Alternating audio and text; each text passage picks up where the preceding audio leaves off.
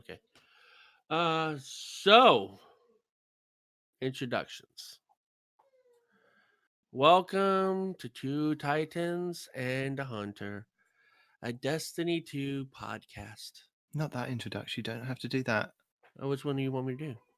Just who you are, who I am, and who he is. Oh, okay.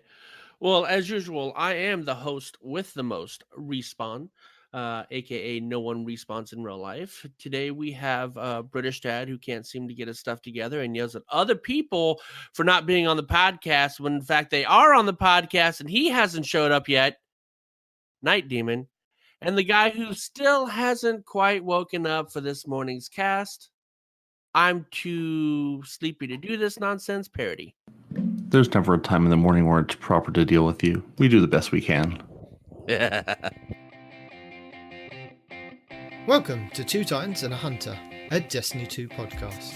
A show where we discuss tips, tricks and tools to help all Guardians succeed and enjoy playing more. What makes us different? Well, we're not streamers or YouTubers, we just have a passion for Destiny and are dedicated to keeping Guardians informed and up to date with all the latest Destiny 2 news, information and opinions. We encourage your questions and feedback, and you can contact us either by email, twotitansandahunter@hotmail.com, or on Twitter at twotitans_hunter. Now, on with the show. So starting with this week at Bungie for the 21st of November, we have a couple of things on the roadmap. There is a final Iron Banner, and I'm thinking there's a 4th raid challenge, but I'm not sure. Is there a 4th raid challenge? I've put 4th. Who's to say? I assume there's, let's tell the people there's a 4th raid challenge. I haven't done the 1st raid challenge or the raid. So, if there's a 4th raid challenge, let's just tell them there is. Okay. So they can go looking for it and then come back and then they'll all scream at us that we were wrong. And then they'll listen to the show and then we'll make millions of dollars. It's brilliant. If there isn't a 4th one, it'll go back to the first one again. So just watch the video that we linked a couple of weeks ago from Fallout Plays. Exactly. There's not a 4th one, then you're not trying hard enough. It's a secret raid challenge. You have to find it and unlock it first. The real raid challenge is use a bubble and a rocket launcher and have everyone get through the raid without dying. That's the 4th raid challenge. Oh.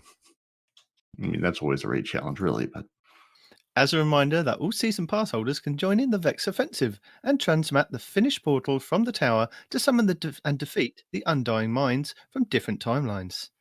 The impact of your victories has not been made clear just yet, but in time you will learn to know more about how this will further evolve the world as we transition to next season. Cryptic.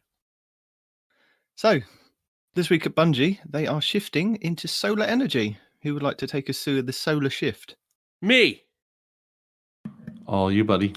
Tell us all about that good solar. I've got some on my house. It works out great. The sun comes out, powers the house. Is that the shift they're talking about? Okay, so renewable energy. This isn't going to be enough for a full rant, but just know that I've got some things to say about this. Jesus Christ! Hey, I've got some things to say. Thank you. Why? This wasn't on the list. Yes, I know it wasn't on the list. Sometimes I got to leave things up to be a surprise to you guys, right? Because if you just know everything that's coming, then it's not entertaining for those listening, right? Because they don't know what's coming. Well, the whole idea is to knock you off your balance, British dad. Nobody knows what's coming, ever. See? Anyway. I'm going to sit in the corner and eat a donut then. Good. You sit in your corner and you eat your freaking donut. And is donut the same thing over there as it is over here? Because somebody that I was talking to from England said that you have meat donuts, and that just sounds wrong. They're winding you up. Next is a complete wind up. Next season, we're shaking up the solar subclasses. We are reworking several ability trees, and the Destiny dev team has details on what to expect when you praise the sun next season. Isn't that like a yoga thing? Moving on. Destiny also a dev warlock team. Thing. What? It was also a warlock thing from D1. Ah, fair enough. Destiny dev team. Hey, Guardians. It's Combat Systems team here. Back again to talk about some updates we're making to the ability sandbox in next season. Previously, we spent the season focusing on subclasses of one specific element type, such as Arc and Void. Up next, The combat system team is tracking solar subclasses as our focus for gameplay updates. Woohoo! Our goal with these subclass updates is to revisit some older subclass paths and freshen them up a bit. In execution, this means that older subclass paths will feel like viable choices in many activities. When we started working on the sandbox updates to follow Season of Undying, our team looked at the whole catalog of solar subclasses by cross-referencing data, feedback, and conversation to figure out which subclasses needed help, which are performing fine, and which ones were a bit too potent during our investigations. It was pretty clear that 3 specific subclasses were underperforming and needed to be taken back into the shop for a rework. It's worth noting here that a rework doesn't mean it's a completely new subclass. In some cases, entire perks would change to help further the gameplay role and fantasy for those subclasses. All right, here we go. Those 3 solar subclasses are Gunslinger, Way of the Sharpshooter, Bottom Path. Traditionally, Way of the Sharpshooter has mostly been used in specific PvE activities and almost exclusively paired with Celestial Nighthawk Helmet. We wanted to move Way of the Sharpshooter to be something players want to choose more often and for a wider range of activities. To do that, we needed to differentiate both Golden Gun paths to make Sharpshooter more versatile and interesting to use in PvE. In order to differentiate the 3-shot and 6-shot Golden Gun and better play into their fantasies, we've made the following changes. For 3-shot, we have increased the auto-aim distance and reliability when aiming down sights, as it fulfills the role of long-range accuracy. Oh, man. Look, as somebody that has often played Bottom Tree, it was already pretty good at tagging targets. I'll be one of the first ones to say that sounds almost unfair. But whatever. I mean, hey, if Warlocks can have tracking Dawn Blades and Titans can have tracking Hammer Tornadoes, then I guess we can have tracking Golden Gun, right? Who knows? Okay. For 6-shot, we shorten the damage fall-off range to emphasize the short-range gunfighter role with a lot of kill potential. While I can still perform at longer ranges, it may take an extra shot to get the job done. We've made other changes to the Way of the Outlaw to help keep its potency, like adding a new explosive prox knife that can stick to surfaces and detonate when enemies pass nearby. All up, we want Way of the Sharpshooter to feel more active and rewarding for players who can fill the role of Sharpshooter by taking down enemies with accuracy and precision, and yet they're making it tracking. Okay. The new weighted knife. High damage knife throw with a long windup. Travels at high speeds, bounces once, and does extra damage to the head. Precision shot final blows recharge the melee completely. 1-hit precision final blow in PvP. That's what I have the problem with. And we'll come full circle back to this in a bit. But just put a pin in that. Okay. Practice makes perfect. Lasts longer but gives a bit less energy per second. Precision hits grant 2 stacks. That's cool. New knock 'em down. Precision final blows increase weapon stability and ADS speed. Timer starts at 10 seconds, but any additional final blows / assists can increase it up to 25 seconds. Casting your super with this buff above 20 seconds consumes the buff and grants extra damage. Ooh. That's not bad. It does not, however, stack with Celestial Nighthawk. Okay. That's not as good as I thought it was going to be. Line them up. Quality of life. Old perks from Crowd Pleaser are now a part of this perk. Golden Gun can cause precision damage, and precision shots generate orbs of light. Okay. Sunbreaker, Code of the Devastator, middle path. Did you want to talk about your hunter? I do, but it's in direct relation to what's coming next. Okay. Yes. Why do you always have to rag on the Titans? I'm not ragging on the Titans this time. It's more of a ragging on Bungie for not doing something that they could have. He's moaning about giving the Titans something that they could have given the Hunters. That must be what it is. It's envy. No, it's jealousy. not even that. It's not even that. It's not anger. It's not envy. It's not jealousy. It is. You just want to be a hunter. Just want to be a hunter with a giant burning maul. That's all it is. As cool as that might be, it would kind of not be the hunter way, right? Just put the knives together, Transformer style. Then you have a giant burning knife. Oh wait, then you beat a warlock. Sorry. Titans who adhere to the code of the Devastator want nothing more than to crush their foes with smoldering hammers, and we want to see them live their dreams.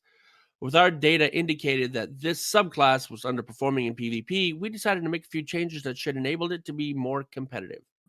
The Roaring Flame perk has received a significant buff to its bonus damage, and the buff now lasts 25% longer, making it easier to build and retain stacks between encounters. The base damage of Throwing Hammer melee has increased. Now it's a very lethal in PvP while you have Roaring Flames active, and that is the crux right there. So you're upset that we now have a throwing knife, is what you're saying? No. Throwing knives, if you recall, don't do much damage. They had to add a throwing knife that did extra damage so that we can even compete. And even then, we have to hit a headshot for it to be a one-shot kill. Not a body shot, have to be a headshot for it to be a one-shot kill. And we have a long windup to throw that knife, right? And then it's gone. Unless you get the precision headshot. It's just gone. Whereas Titans, you did 100 damage previously with your throwing hammer. Now it does 120 damage with your throwing hammer. And if you have Roaring Flames active at its max value, you do 150 damage with your throwing hammer. That's not a critical shot. That's not a headshot. That's hitting somebody in the pinky toe damage, right? And on top of that, you can run up and pick up your hammer to do it again. Right. And you don't have a long wind up to throw it like we do. So the Roaring Flames perk is from using your hammer. So after I throw my hammer, I have to collect my hammer, grab my hammer again, throw my hammer a second time, then I get that extra bonus damage. So yes, you have a long windup. I have to go retrieve the thing I threw. I wish we could retrieve a throwing knife to get it back. We just have to wait for it to recharge. But Respawn, the problem is that you throw that hammer, it's not a one-shot kill on the first throw. So you've got to go and pick up that hammer and still kill that Guardian. The knife's not a one-shot kill unless you get a headshot. Yes, it is. Well, there you go. You've got skill. We've got you blind luck that you run in and manage to grab that other hammer and kill that Titan as well. And look, you said, either you or Parody said this on a previous podcast, if you throw the hammer just right, it comes right back to you. Thor style, right? The hammer does bounce. It can bounce sort of back in your direction. See? Depending on how you're throwing it, what it bounces off of, but usually it just bounces somewhere off. You've got many variables in PvP when you're throwing a hammer. Right. Yeah, this is not going to be a thing. You have those same variables when trying to throw a throwing knife that you have to charge up and then hope you get a headshot. You don't see the disparity there? But your charge up could be very much like the Warlock melee or the Warlock. I would absolutely try Nova. to charge up for having to throw something, collect it, and throw it a second time. I don't know. The only way that would make this viable, and again, we don't know how it's going to work. Now, if it's one of those, it charges up and it just throws it whenever, that's going to suck. But if you can hold the charge for as long as you want to, like you can with Warlocks and whatnot, that does make a difference. And it will make a lot of difference, in my opinion, right here. But as it stands, that's the mechanic that's in the game already for the handheld Supernova. It'll probably work the same as that. You charge it, you hold it, then you throw it. The mechanic's already in the game. That's, I assume, what they'll use for it. I'm hoping that that's what they'll use, but it's not a guarantee, right? But as it stands, you get a hammer that can potentially one-shot people, and you get it right back again. No, you don't. We don't get it. We don't get it. You have to go collect the hammer, though. I have to throw a hammer at you. That's not hard to do. Say, excuse me, sir, I need this hammer. And then your hammer disappears if you don't get to it pretty quickly. So I have to walk up to you, throw the hammer at you. Pretty quickly. You got 5 seconds to pick it up? Kill you with something else. and then go find somebody else to throw the hammer at, because you're not going to stand there as I've walked up to you to pick up the hammer laying near your feet, to then throw the hammer at you again. And at that range, I'm just going to punch you anyway versus throwing a hammer at you. Yeah, but you'd still have the Roaring Flames active to throw at the next guy. Point is it's much easier for you to get the one-shot kill potential than it is for us. And it's easier for you to repeat that one-shot kill potential than it is for a hunter. Because if we get the one-shot kill... Why not? Look, so what you're saying is it's just you're not going to be a you're thing. not skilled enough. You're not skilled enough to get the one-shot kill. Says the two Titan mains where you have to be brain dead to play it. Exactly. We don't warrant on, we don't have to rely on our skill. We rely on brute force and bullets. Yeah. How many times you even have a song about it having more bullets than you got life doo-dah. That is the Titan way. I don't need skill if I just have more bullets. Speaking of which, the new guy for the Discord, throwing hammers, no, not going to be a thing. the DragonSinM, he challenged me to a 1v1 yesterday, right? Did you record it? Actually, no, I didn't. If you didn't record it, then why are you even telling us? Because picture didn't happen. Because the song is why. Because I was using the ringing nail, and he was trying to run after me, and I just kept killing him. And I started singing the song to him. I have more bullets than you have health, dude. So it had to be mentioned because you said it, and I do have a song, and I was singing it yesterday when I was in that 1v1. See, so you know exactly how this works. We're not throwing hammers at you when I've got a whole repertoire of bullets I could be sending your way. Right, and I was a hunter, so I didn't even have the Titan chest piece, which just gives me infinite bullets, Anyway, but that's my big complaint. The fact that we have to wind it up and we have to get a headshot in order for it to be one hit kill. I don't think it should be. I love the way that you difficult. have to complain before it's even gone through. Why can't you? We've talked about this. Why can't you wait until the actual stuff is here, test it out, and then go, you know what? I'm going to rant about this rather than rant about something that you don't know. That's why it's not a rant right now. It was just an opinion. I was like, look, this is not cool. So I don't even get to play the music this week. No. Just a moan, just a gripe. Right, yeah. just a complaint. Just a complaint. They haven't worded it right for me to understand. Oh, and parody. To further the point, right? In addition, once you've thrown the hammer and it's lying on the ground, you don't have to get quite as close to pick it back up again. See? If you can't kill me, easier for you. If you can't kill me, hammers.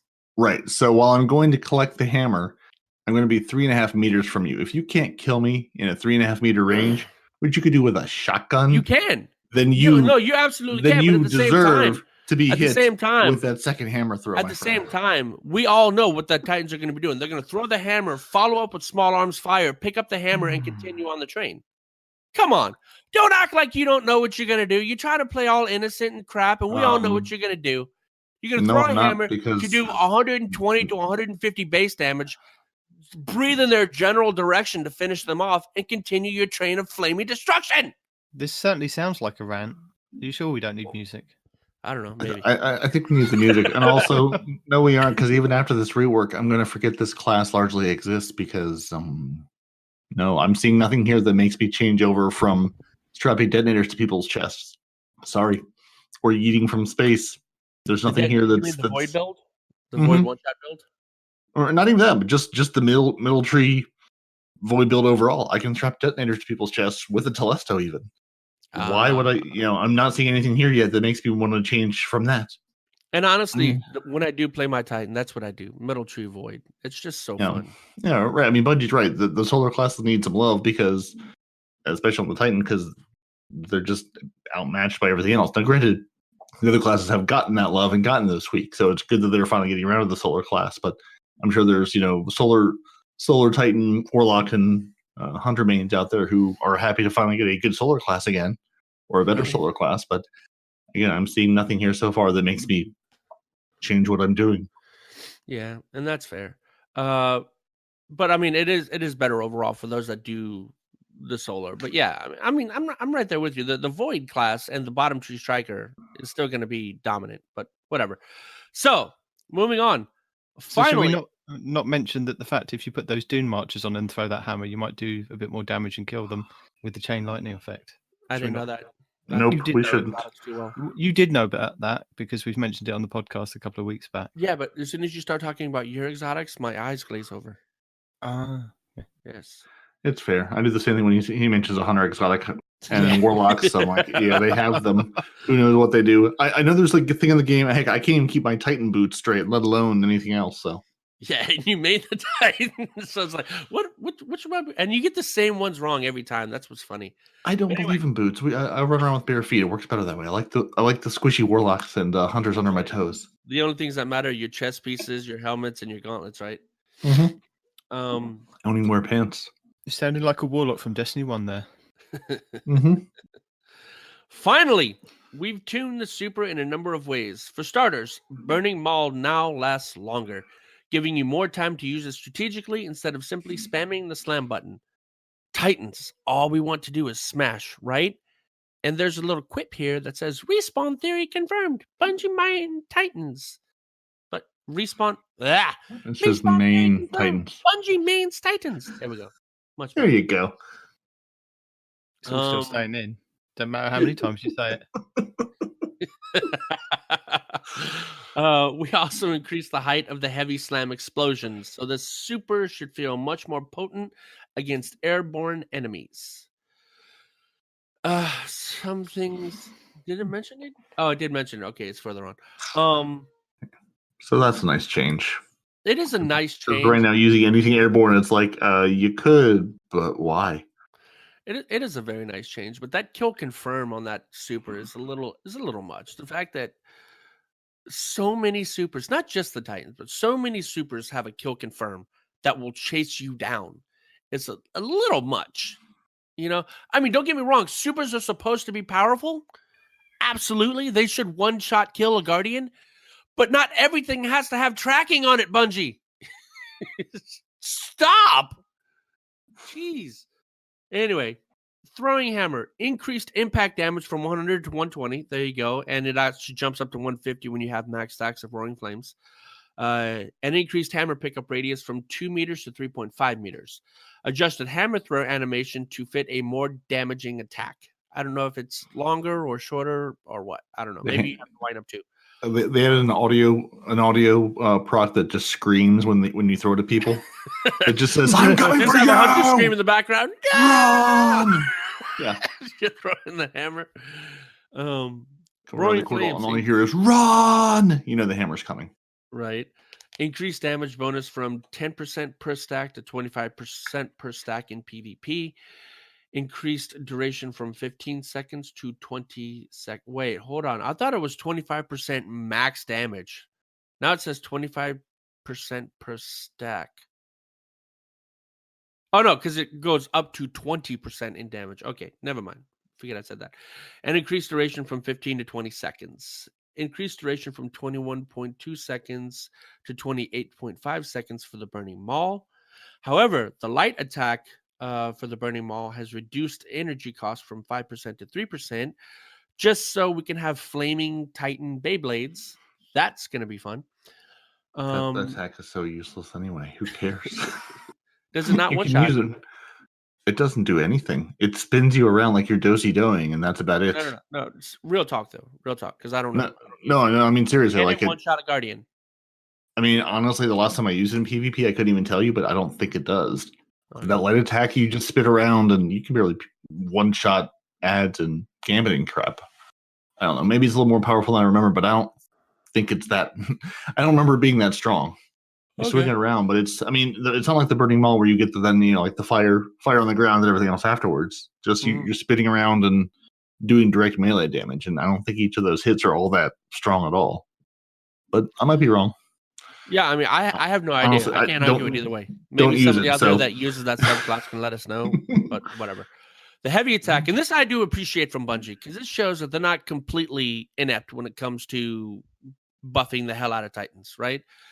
Heavy attack. Ground slam attack now detonates when it detects enemies above it. Detonation radius was increased to make the landing attacks more consistent. That's not the part I was talking about. The part I was talking about says increased energy cost from 6% to 8%. So they made the flames higher and made it cost more.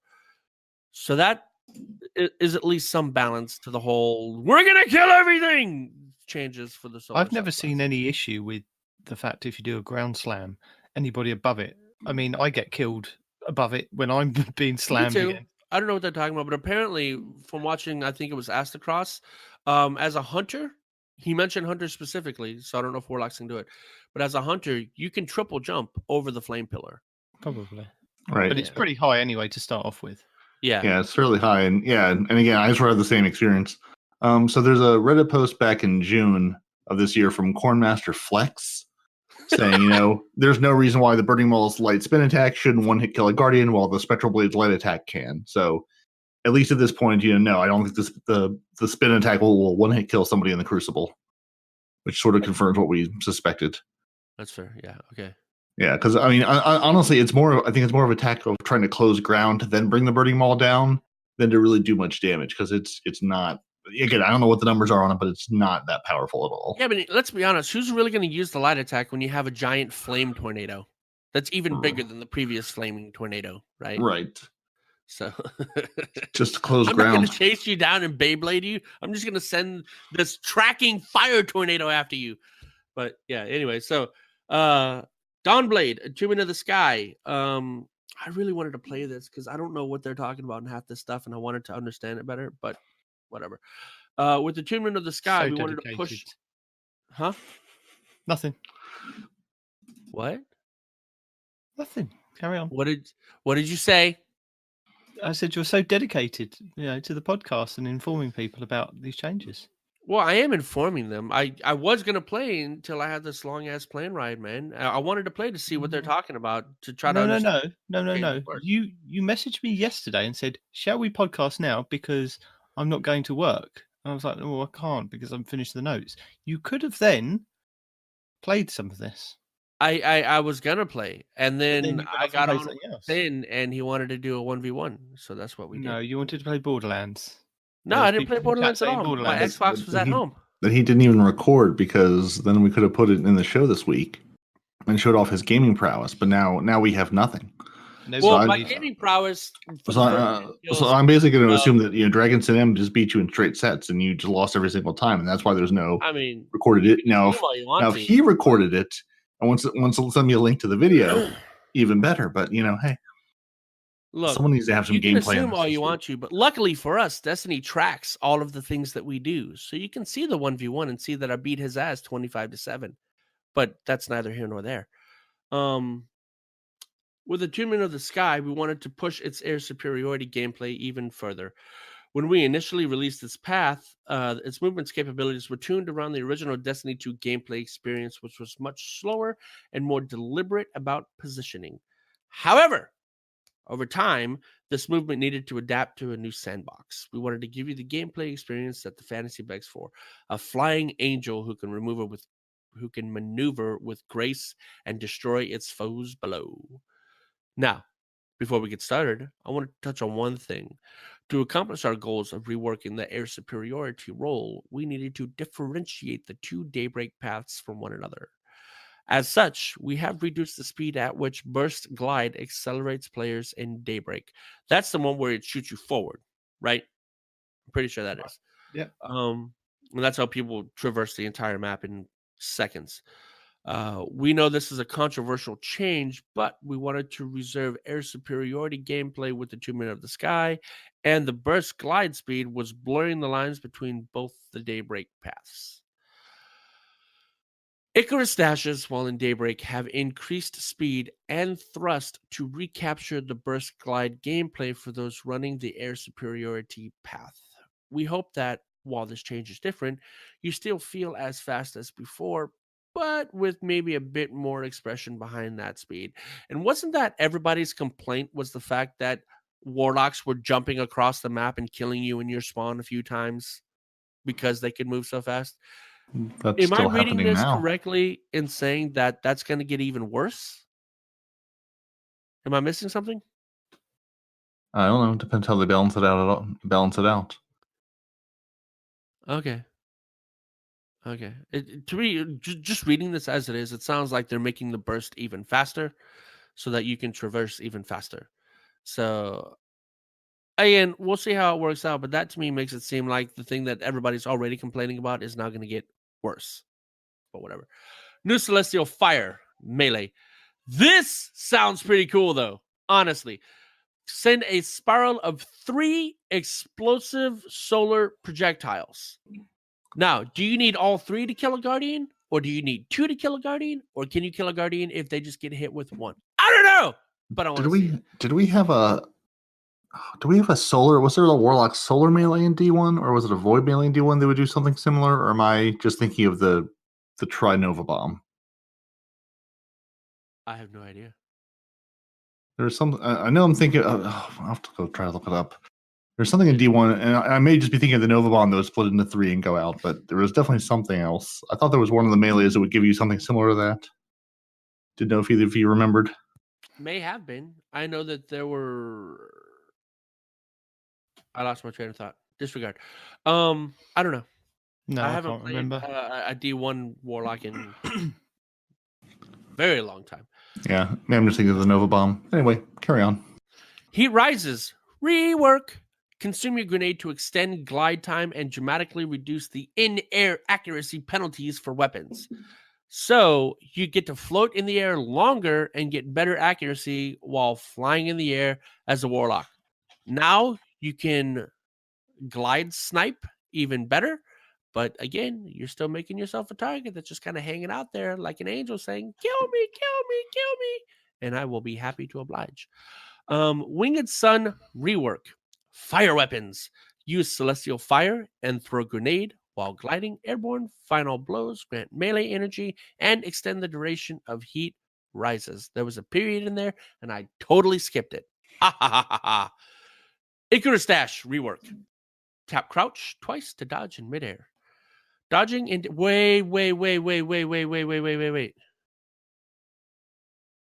Isn't that no? Mm-hmm. Press B twice to dodge in midair. Wasn't that like an exotic Titan chess piece that did that back in the day? Twilight Garrison from Destiny 1, yes. That'd be the one. So they took it from you guys and gave it to the Warlocks passively? What? But, yeah, do you see us Titans complaining? No. Yes. You're complaining about me complaining about you Titans. That's a complaint. So shut up. Made no sense. Just stretch. Dodging in Daybreak accelerates players farther and costs less super energy, while under the effects of Heat Rises. Added note: due to the nature of these reworks, Wings of Sacred Dawn received a buff where it gains 15% damage resistance while Tome of Dawn is active. Also, you guys don't complain because your freaking Titans are overpowered in PvP anyway. Hunters complain because we're trying to catch up to the damage you guys can do already. So shut up. I wouldn't say Hunters as a general consensus. I'd just say you, to be honest. Okay, first of all, yeah, it's really just you. It is just you that we hear. Because I'm sorry, whenever I step into the Crucible at above that 2100 level, I'm seeing a lot of Hunters. Not a lot of Warlocks, just a lot of Hunters usually. Let's see. Also, compared to the, if you look at the mail that we get that addresses me, people agree with what I say. All right, so shut up. I speak maybe not for all Hunters, lets you see, but some of them. All right. Anyway, so there's this whole swath of changes we're working on that extend beyond these 3 subclasses. Most solar subclasses had some tuning, and some non-solar subclasses got a bit of quality of life too. Quality of life, love too. Damn it. But they're not going to tell us just yet what they are. No, we're going to have to figure that out for ourselves. Yay. We hope that these changes, you'll feel energized playing any solar subclass, regardless of activity. Thanks for having us. Sure. Cosmo has added things on Twitter. One of these things says Icarus Dash can now be activated twice before cooldown. Oh, wait. How many times could you dodge with Twilight Garrison? It was just the once, right? Twice, and then it was nerfed to once.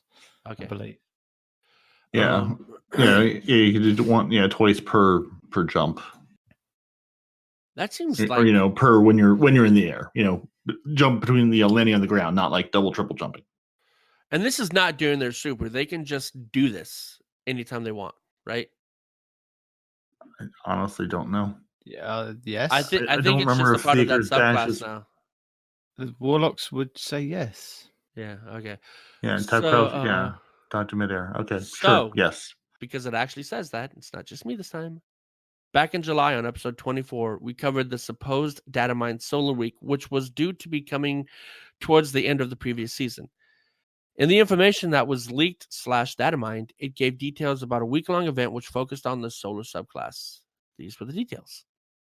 Solar Week has... Why did my voice raise so many octaves right there? Solar Beautiful. Week has swept the system, imbuing all Guardians with enhanced solar energy. In response, Lord Solidhead has declared a week of celebration. There's a hasn't weird really. symbol before many. What is that on your screen? It's a weird symbol. It's what was data mined. I'm guessing that they were going to put something else in the text, but they've the rest of the text is some kind of placeholder thing. yeah. Gotcha. Many solar subclass paths have been refreshed and improved. Visit Bungie.net for more details. Yeah. Does that sound like what we're getting now? Yeah, so that's what we're getting. Mm. And with those improvements, many tower vendors are offering bounties to solar wielders. Complete them in style by participating in solar synergy activities. Seems like a thing they could also do. Oh, and yes, here we go with the money, with the bling bling. New solar solar- themed emotes now available at the Eververse store. Totally cut you off. Ha! Yeah. So we'll see. So we're definitely getting first one confirmed. The other two seem like, if they have the event at least partially ready, now would be a good time to put it all out. But again, none of this has been confirmed by Bungie except for the reworks. So we'll see if we get the rest of this or not. Yeah, I mean, none of that solar stuff was put on the roadmap previously, and we'd had that Arc Week event where Arc was No, we didn't. tuned. No, we didn't. The supers got adjusted up and down, and we had that week-long event. We'll call it a week-long event. It was on the roadmap. You can't argue. No, I can't argue. No, Arc Week was not a thing. And it was created much in the way that the solar information was leaked or data mined, with the bounties and the activities centered around solar. So, and we'll put a link to the Arc Week if you're curious, because yes, there was a thing.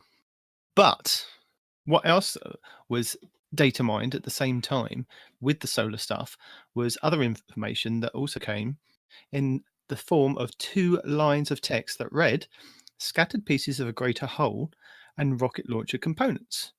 And at the time, there was a lot of theories going around that this could be a quest for the holy grail of exotic rocket launchers from Destiny 1, which was the Galahorn. And we went over the primary perks and the hidden perks of that. And I'll link the Mr. Fruit review of the Galahorn if you're interested in seeing it, if you missed it from when we did go over it the last time. Or I think maybe it was us that threw it out there, that it could possibly be the other exotic solar grenade launcher from Destiny 1, which was the Dragon's Breath, which had its main perk, which was napalm, which was fantastic. You could fire at something and it would just drop this napalm bomb on them and just burn them. And I will link the Arix video for that, of the Dragon's Breath. And I think that you have to do the video with the Taikonaut, though. Yeah. Ah. And I think that this solar week has been repurposed into Season of Dawn, which is next season. As we have the solar subclasses that have been adjusted, then they're coming. So, what do you guys think? So, quick question: If you now, I'm not, I don't think Bungie's going to do this because this would be crazy. Say for part of this quest line, you have to make a choice. For the first time, you have to choose to leave a weapon behind to get a new weapon. If you had, coming up in this next season, if they said, okay, here's the quest line you have to go through to get, whether it be the Galahorn or the Dragon's Breath, either one or both. To do that, you have to turn in your Jotun and get your Jotun turned into Ada-1. She takes it back, upgrades it to one of those 2 guns. After that, though, you cannot have the Jotun again. You give up your right to use your Jotun completely and have it be either the Dragon's Breath or Galahorn, whatever they put into the game. Do you make that choice? And then your Dragon's Breath or Galahorn becomes an exotic, or your Jotun, stays your Jotun. Do you make the choice to give up the Jotun for one of those, or do you keep your Jotun? I give it up. Yeah, I'm tempted to give it up. Yeah. You have in a heartbeat? Okay. I was just it just popped into my brain and I was curious. Without a doubt, man. Because yes, Jotun has tracking, but the Dragon's Breath or the Galahorn was so much more fun to use, you know. And then of course the Galahorn has tracking too, right? But even if I had to give up my Jotun to fill the stage full of lava napalm everywhere, yeah, oh yeah. So you do the same thing, 19, give up the Jotun and a heartbeat for either of those? Yeah, I think it would depend on how much ammo that you have, because the Jotun is pretty powerful, and the amount of ammo that you can pick up in PvP and PvE is quite good. And with the disruption that you've got as a perk on it, really does help in some, some circumstances. So it's going to be a hard one, but I probably would. We have been crashed again by another member of the clan. AZ, welcome to the podcast. What up, Az? Hello. I'm a little sick. I'm actually gonna be a stay for the whole thing today because I'm sick. So. Oh, you didn't have to come. You Well, could it's have just fine. stayed sick. It's fine. There's nothing else I can really do. My mom's living right now with my siblings, so it actually gives me time to do this. So. Well, we were just talking about the solar subclasses. Is there anything that you'd like to chime in and add to? If you're excited, I'm excited for Throwing Knife. I haven't played the Black Ops, but it's gonna be just like the Tomahawk, and now we're gonna just cross mad people. Okay, fair enough. Hopefully, and I join when you guys are talking about Jotun. You guys are lucky I don't have it yet. I haven't worked towards it yet. So. So it looks like you're not getting the Galahorn then. No, we were talking about the stuff that had been data mined from the last time that Solar Week was mentioned. So Parody threw it out there that which one would you trade your Jotun for one of these exotic rocket launchers? I didn't play much of D1. I got to the Dreadnought. I was new basically, but I didn't have anyone to play it with, and I just sort of stopped after I quote unquote killed orcs. Okay. But you guys were talking about the solar subclasses. I do feel like they need to add damage resistance to the gunslinger, like maybe even just like 5%. You don't need resistance. You'll be fine. Just be a better gunslinger. Yeah. Mm-hmm. Because the moment you see, well, I mean, the moment I ever see a gunslinger, I'm already dead by the time I, put eyes on the gunslinger. Yeah. Resistance is not the thing you need. It's a one-shot kill, and now it's going to have, Well, the 6-shooter is not a guaranteed one-shot anymore. But the 3-shot now has, I don't want to call it tracking, but it feels like tracking. The aim assist is getting better. It's got aim assist, yeah. Right. Yeah. I mean, everything has at least some level of aim assist to it. So, again, I mean, you're not losing a whole lot of gunfights with a golden gun unless you're like popping it in the middle of an Iron Banner match and there's 6 people standing around you. Yeah, you could lose that gunfight. So the final howl. Next week, Lord Saladin will return to the tower for the final time during this season of Undying. This will be your final shot at earning pinnacle rewards from Iron Banner until next season. So if you haven't finished up your season pursuits, make sure you do so before the end of the event on December 3rd. And Iron Banner Control, as it always is, for Destiny 2 anyway, starts at 9 a.m. Pacific time. That's 12 p.m. Eastern time, 5 p.m. Greenwich Mean Time on November 26th, and 4 a.m. in Australia. New South Wales, I'm guessing it is, on the 27th. And it ends at 9 a.m. Pacific time on December 3rd and December 4th in Australia. So apparently they'll be featuring a reprised armor set next season. So if you want to still get some pieces from this set, then you've got to grab them quickly. And Saladin is also offering enhanced mods, if you didn't realize, from turning in your Iron Banner tokens to him. So you can get the enhanced mods for weapons, which is really good. You can either turn them in now or bank them in for the next Iron Banner, which returns next season. And B on Twitter asked DMG if the reprised armor set would be the Taken King armor set, which was, if you weren't around for the Taken King in Destiny 1, the hunters had a wolf's head on the top of their cloak, which would look really fantastic. Mm-hmm. And that's the kind of, I think the Titans more looked like a knight with a little quiff, didn't they? Little flourish on the top. Can't remember what the warlocks look like. They just look like warlocks in Iron Banner stuff.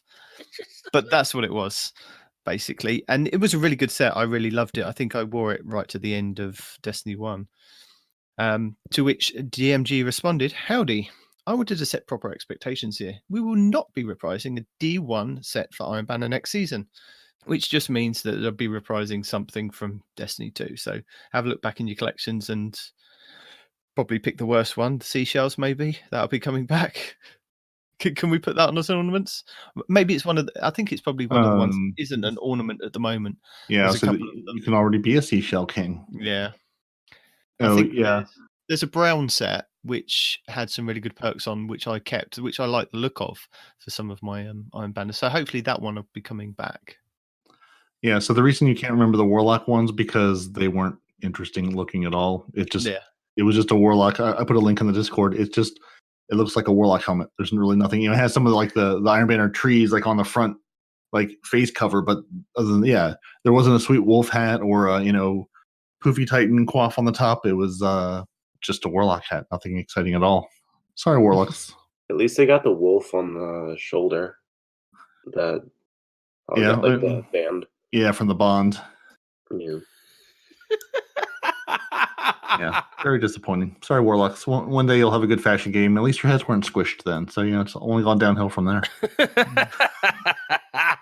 So also in This Week at Bungie, they go on to say about gaming and giving. "We're completely blown away by the generosity you've all shown us through the Games to Give fundraising campaign in support of the Bungie Foundation's iPad for Kids program and of Children's Miracles Network hospitals. In just 3 weeks, you've raised £1,673,857.62. Is that right? I'm guessing that's right. Wait. You just mixed pounds and dollars. You can't.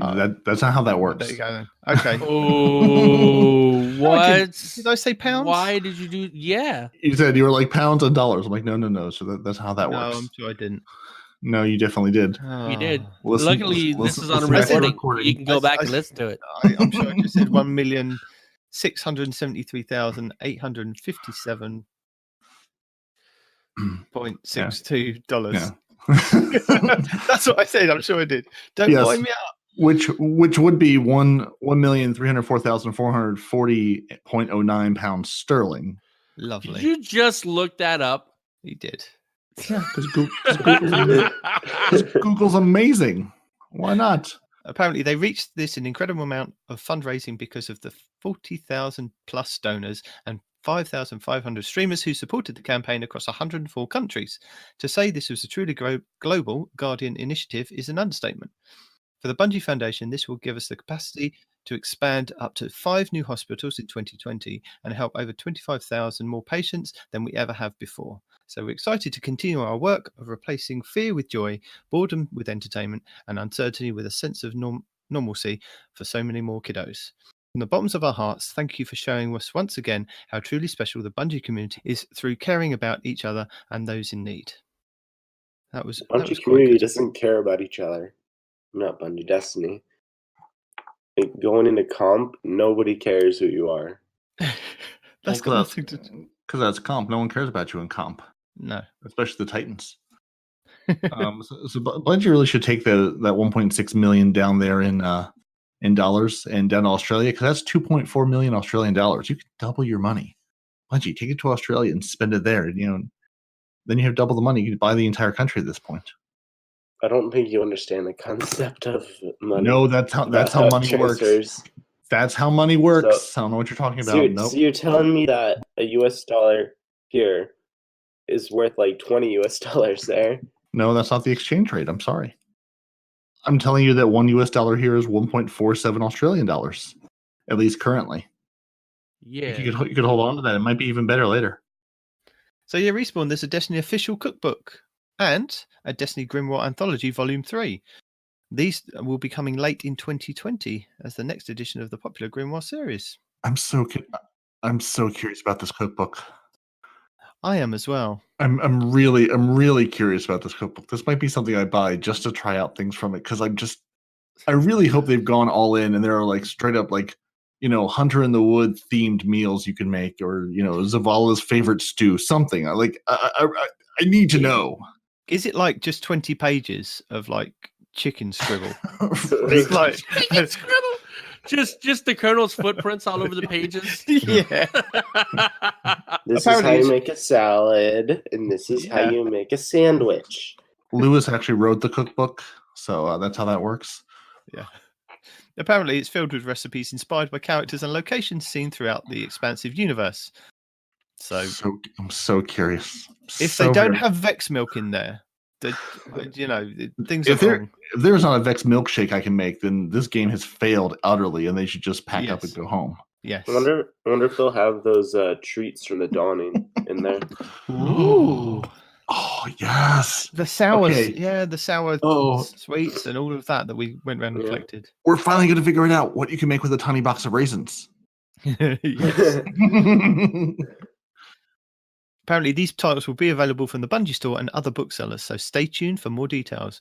Be sure to visit the Bungie store product page linked above and click the email when available to be among the first to own these books. So, yeah, we'll link Kinda that as well for you. It's kind of cool how they're going to be distributing the books to other sellers, not just the Bungie store. Yeah. So I can buy it on Amazon for much cheaper as and when it comes down in price. When Because you Amazon want to get rid of it all. Yep, because you won't be able to use your EU Bungie store anymore because that's not you anymore. You've been kicked out. Parody, it's your time to shine, my friend. It is, as I haven't shown this entire episode or really been here at all. I might as well go back to bed. Because right now we have some known issues. And the second one really is just magnificent. So, current known issues in the game. The Might of Multi-Tool Catalyst will not drop for players who win a competitive Crucible match at the Legend rank if you are playing with clanmates and the Catalyst Seeker clan rank bonus is active. To mitigate this, we recommend that players seeking the Catalyst play solo or team up with friends not in the same clan. Because you're in a clan together, but we broke that, so you need actually less good friends to play with you, or just kick them out of the clan until you complete this and then invite them back. Remove them from the clan. You can play Working with as them like at the intended. catalyst. Exactly. Be like, listen, I need to play with you, but I need to kick you out of the clan momentarily. Fix all of our problems. The Black Armory keys. Oh, dear sweet Black Armory keys. They cannot be used or deleted if the mysterious box quest has already been completed. So, just adding to our list of problems with the forges. I think Ada 1 is just buggy and needs to be rebooted. Has someone turned her off and on again? It needs to happen. Yeah, we need to ask that question. And finally, some players may experience an issue where blank items from Festival of the Lost are taking up slots in their Postmaster. They're there.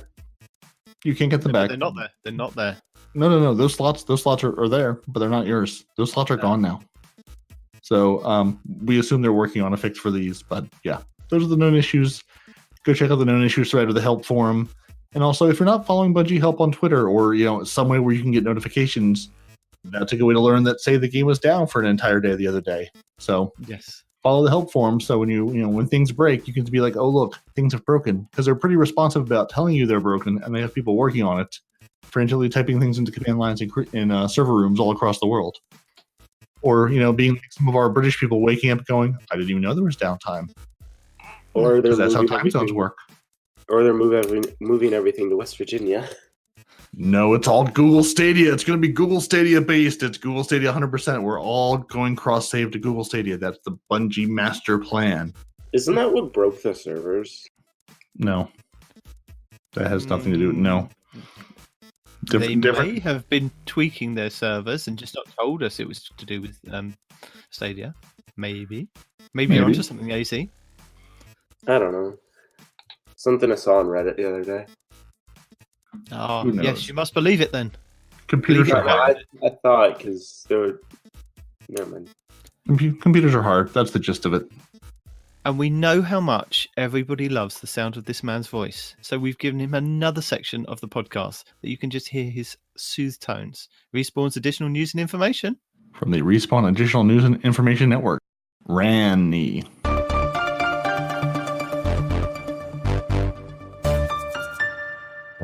Oh, my mic is off. It helps if I turn that on, doesn't it? It does. Just Did sitting that here in laughing, comp like, the other okay.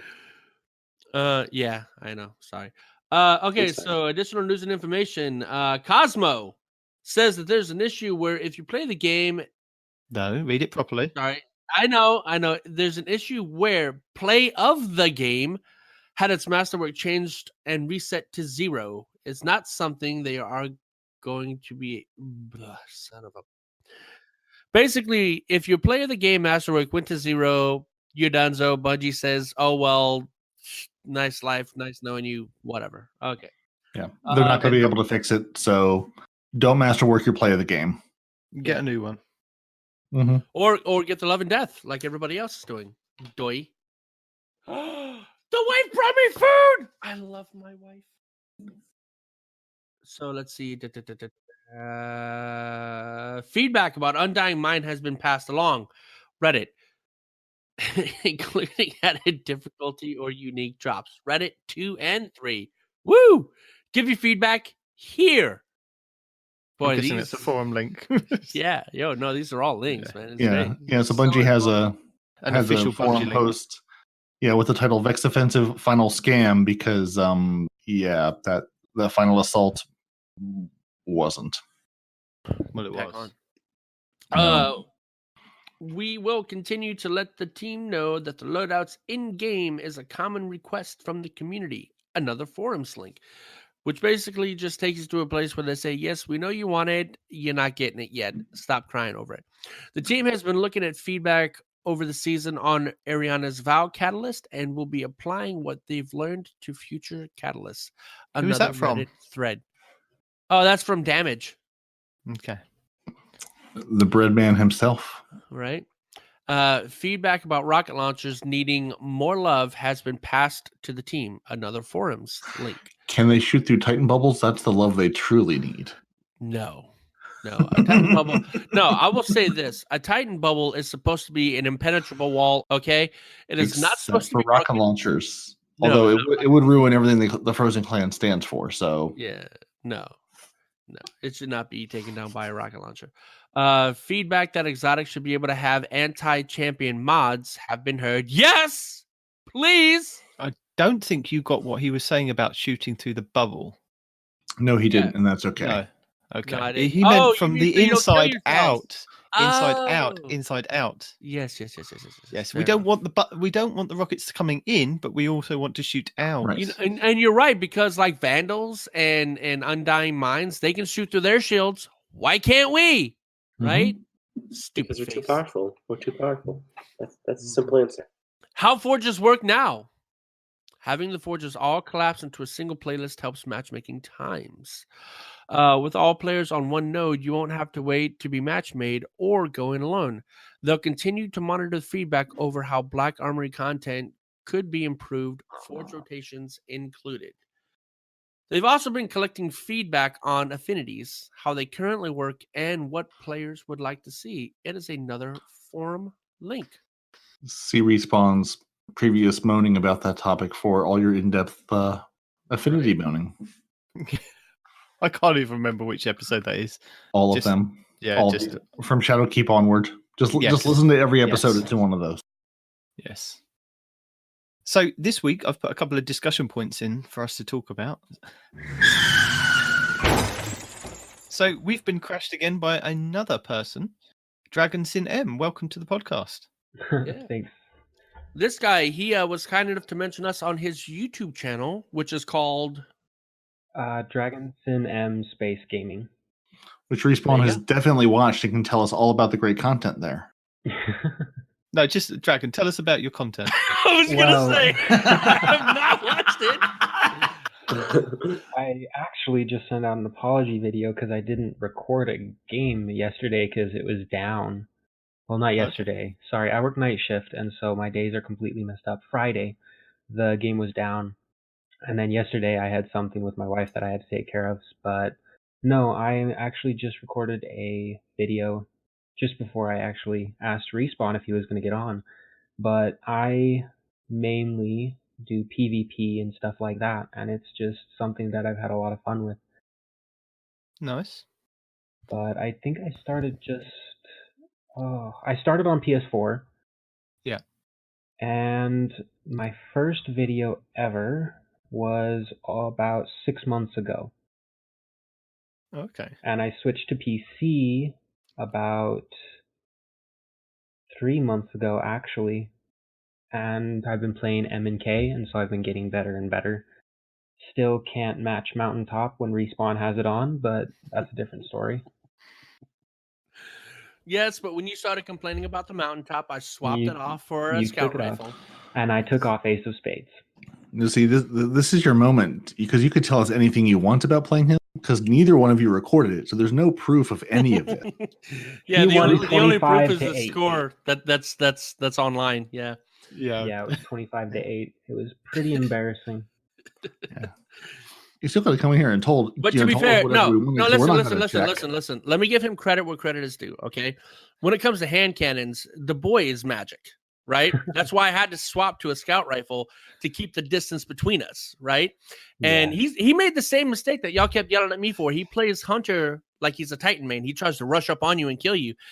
And I'm just chilling in the back, letting him come towards me and pop him as he's running at me. Whoa, wait.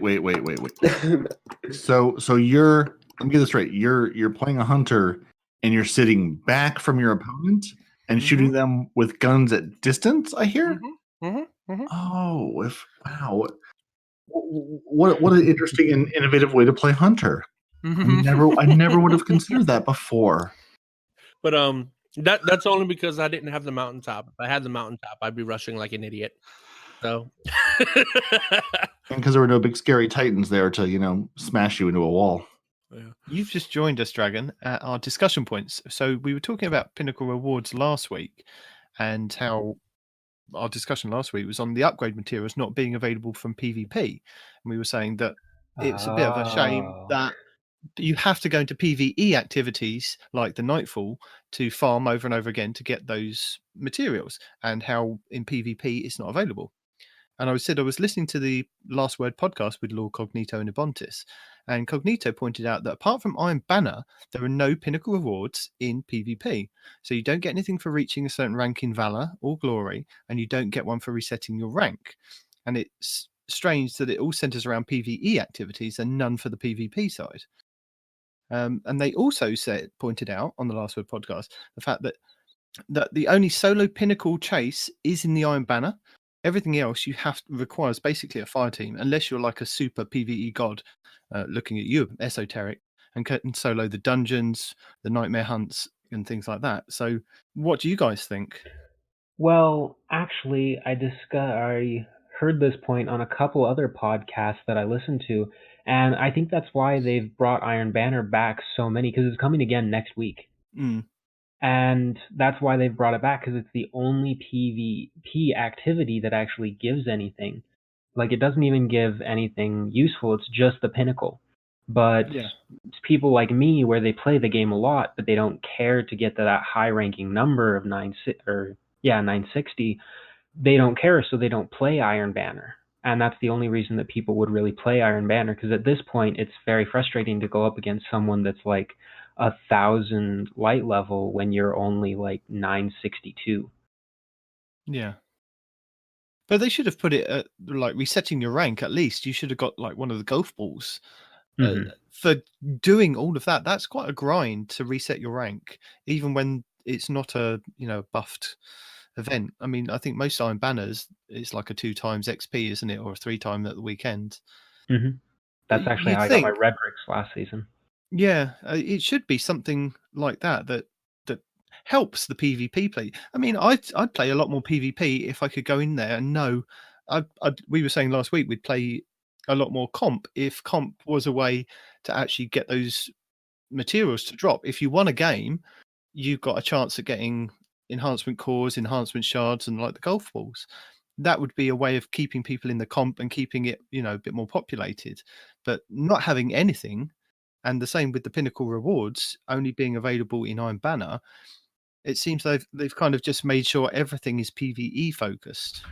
And I don't really mind that to a certain extent, because I play tons of PvP, but I don't mind, say, getting my friend and my wife together and we do the Nightfall the Ordeal, but he hasn't been grinding enough, so he's not up to the 950 level yet. I've been screaming at him for weeks now.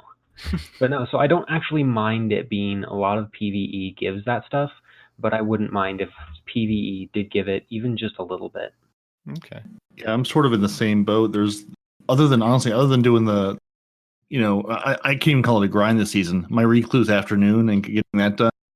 Luna's, I keep thinking I'll go back and work on Luna's, which I'm like halfway to-ish, but again, there's just not the motivation there to really get the gun. And the Not Forgotten, I just don't care about, and nor am I going to subject myself to that.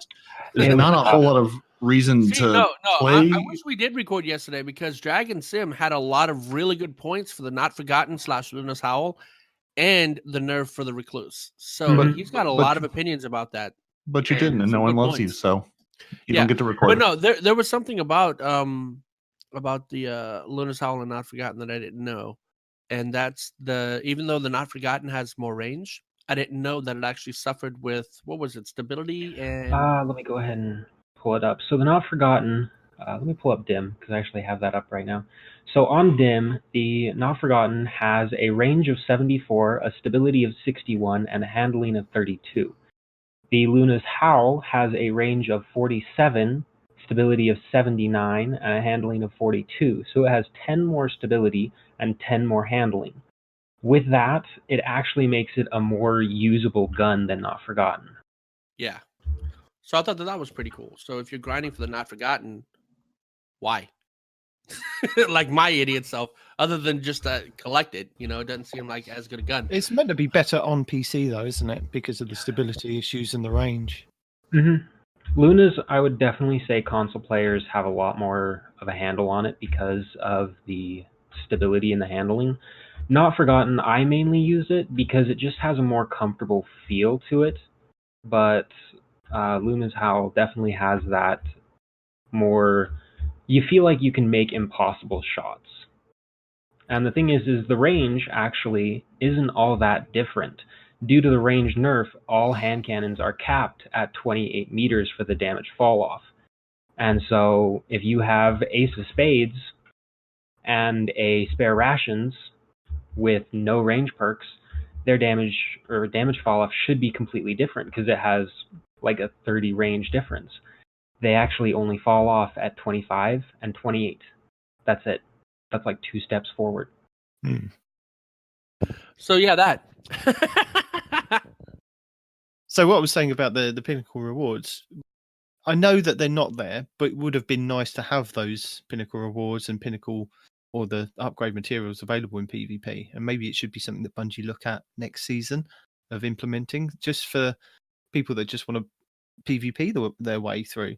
Because I know you were saying that you go into the Nightfalls and do the ordeal stuff to get the materials to drop, but it would just be nice that you could play PvP and just get those automatically from completing the game and then being able to upgrade your armor rather than having to worry about going into the Nightfalls. That's all I was kind of saying, really. So the other topic that I wanted to discuss that I'd heard on many podcasts was the Vex Invasion Final Assault this week. Oh gosh, don't even get me started on that. I'm about it. Hey, we're trying to be kid friendly here. I'm very frustrated about it. Yeah, so that coming from wasn't Respawn. that wasn't the thing. The irony is not lost on me. Thank you. I mean, we had the Final Assault go live this week, and many people in the community have publicly said that they were disappointed. And as I was saying, a few podcasts have mentioned that a lot of the community thought that Bungie would bring back like the Destiny 1 legendary hand cannon, the Imago Loop. Yeah, which was from the boss in the Undying Mind Strike in Destiny 1. And I'll link a Houndish video for that if anybody's interested in what the Imago Loop looked like and what it did. But it wasn't the case. And again, pointed out on the Last Word podcast, the Final Assault doesn't have a pinnacle reward, even though the Festival of the Lost did have one. We've transitioned from the normal Vex Invasion, we've gone to the Final Assault, and then there's nothing for you to kind of chase. And the other thing that was mentioned from the community that was the Final Assault had been put on the season calendar, and it's just as lackluster as the Arc Week that didn't have any spark. And I wasn't really particularly fussed about it. I mean, the only thing that is in the back of my mind is that there's a triumph that says that you have to take down that boss without activating any of the other nodes. And I was trying to figure out with Blue Screen from the clan how you would take him down on that first node. And the only thing I could think of was having 6 golden gun Celestial Nighthawk hunters all shoot him at the same time. But now it's got a little bit more difficult with the rotating shield on that boss because you don't get the other boss anymore. So that was the only thing that I was thinking of for the final assault. But then listening to all these other people say that they were frustrated that this was on the roadmap and it wasn't as prevalent and as dramatic as they led us to believe was frustrating people. But then they've come out on the This Week at Bungie and said that this is kind of baby steps towards something, but they're not going to reveal what it is just yet. And I was just wondering, I didn't know we were going to have guests this week, but I was just wondering what Respawn and Parody thought about the final assault. But Dragon, you can go first if you like. Okay. I played Destiny 1, and I had a lot of fun with it playing with my wife. It was the second FPS game that I had ever played in my life.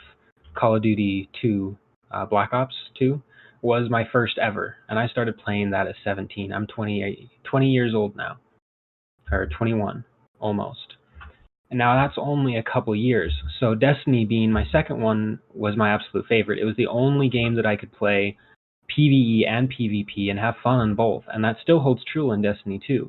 The thing is I never got the Imago loop in Destiny 1, so when I heard that it was coming back, the boss, the Undying Mind, I was very, very excited because there were a couple things coming through my head. It's like, I can get this gun now when I could never get it in D1. And that's kind of where I fell off on the whole. I was sad because I rarely play it anyway. It's just repetitive. It's not fun. And I was hoping that they'd at least change up where to go for it. But it's just a little frustrating that, number one, the map stayed the same. Number two, the mechanics stayed the same, so we didn't even have to learn anything new. And I can just go through it, even with the Undying Mind, and I can watch a YouTube video and completely just black out on the game, and I can still run through it and maybe one or two phase the boss. Anybody else? I thought it was pointless. I mean, let me elaborate. The hype, the whole building of the portal, the whole everything. I thought it was going to be so much more involved than that, Are we going to get invaded? Are we going to walk through and invade somebody else? Are we going to be teleported to a place where the dying mind is trying to repair himself? I don't know. I don't know what I was expecting. But what I do know is that somebody's typing really loud on their keyboard, Dragon. And the other thing that I know is they took you to the same place that we've been going for the Vex offensive. And you did the exact same thing with a different boss that wasn't even as hard to kill. And I can't help but think there's something else that we're missing. Maybe that was just the start to something else, right? We've killed the Undying Mind. Now, later on, something else is going to happen, and that's really going to be the Vex offensive or the final assault. I don't know. But if that's all that there is, what the hell, Bungie? You remember back last season when we had Solstice of Heroes? Yeah. And we had to go to Mars, didn't we? And we had to complete so many different objectives. As a community, we had to kill so many Hive. We had to do the strike so many times. We had to do so many waves of escalation protocol. And they kept a long list of how well we did. And in most cases, as a community, we overdid those numbers and they were really pleased. Maybe this is a kind of secret objective that they'll suddenly get to. Maybe not this week, coming up in This Week at Bungie, because you guys have got a holiday. Don't know what that is. But maybe the following week they'll go, this is what you've done. This is what you've accomplished, and now it's opened this up. But they like to keep their cards close to the chest, don't you? Well, that's just it. Whenever we have good content, they go quiet, right? Whenever we're having issues, they're talking a lot. But with this, they didn't mention a whole lot with the whole final assault. So I'm hoping that something along the lines of what you're saying is correct. I want that to be the case so bad, because if this is all that we have, I don't know what the buildup was for then, man. Or did we as a community make a big deal out of it just because we saw a portal? Is it our fault for hyping ourselves up? I'm not entirely sure. All I know is that it's not what it should have been for the time that we had to wait watching this daggone portal being built. I mean, and then the way that they phrased it, kill the Undying Mind in every timeline. I was thinking, okay, we go here, we kill him like in his first form, like when he was first starting out, and then when that boss does, we go to like a phase 2 in a different place where he's a little stronger, and then after that, maybe we go to a phase 3 somewhere else, and he's got like ads around him, and he's even stronger. Some kind of evolving combat system is what I was expecting, not what we got. So Osiris shows up and says, "Come with me if you want to live." And then you go into the next timeline and fight him again. Something, yeah. Ikora's popping portals open for us so we can jump from one to the other. I don't know what I was expecting, but this wasn't it. It's just whatever. Yeah. I mean, that's sort of what I'm hoping is. I'm hoping that, again, because we're going to have another 3-season arc, and they're saying, this is actually going to build on itself. I'm hoping this is this is our first intro movie. We're introducing the characters. We're seeing how things go. We're starting our storyline. The next season is going to be that awkward middle part of the trilogy where we don't really complete anything. We maybe, ramp up the drama a little bit. And then the third season will be where we actually get some closure to things. So I'm hoping maybe this is the start of something.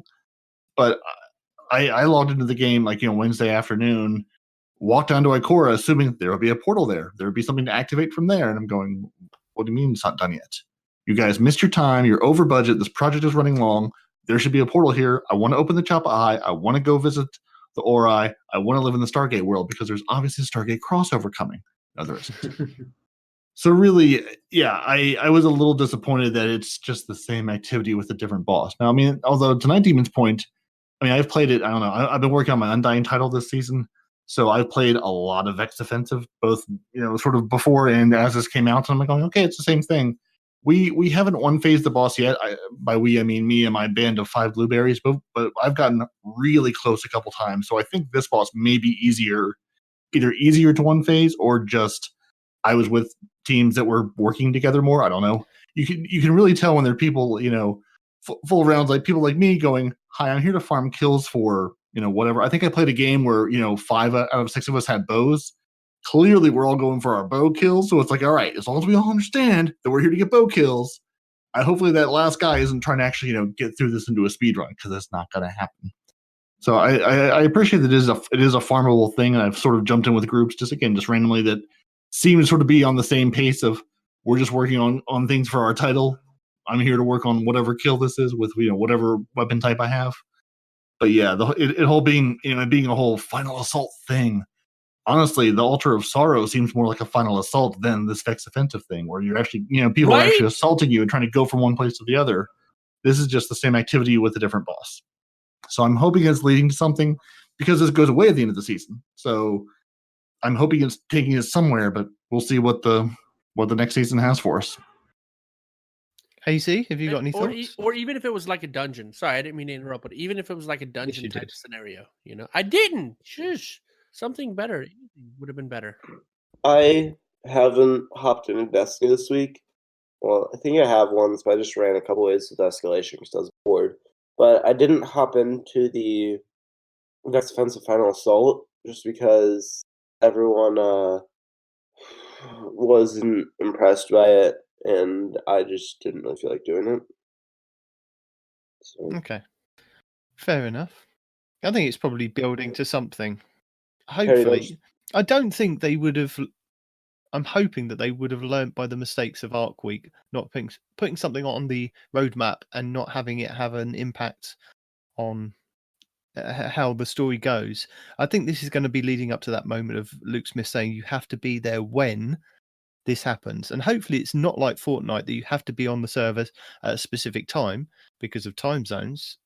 But hopefully it's going to be you have to be in a various, maybe a 12-hour window, be there at that specific time to see something happen or be involved in something that's happening. Hopefully it's something like that. All right. So artifact reworking.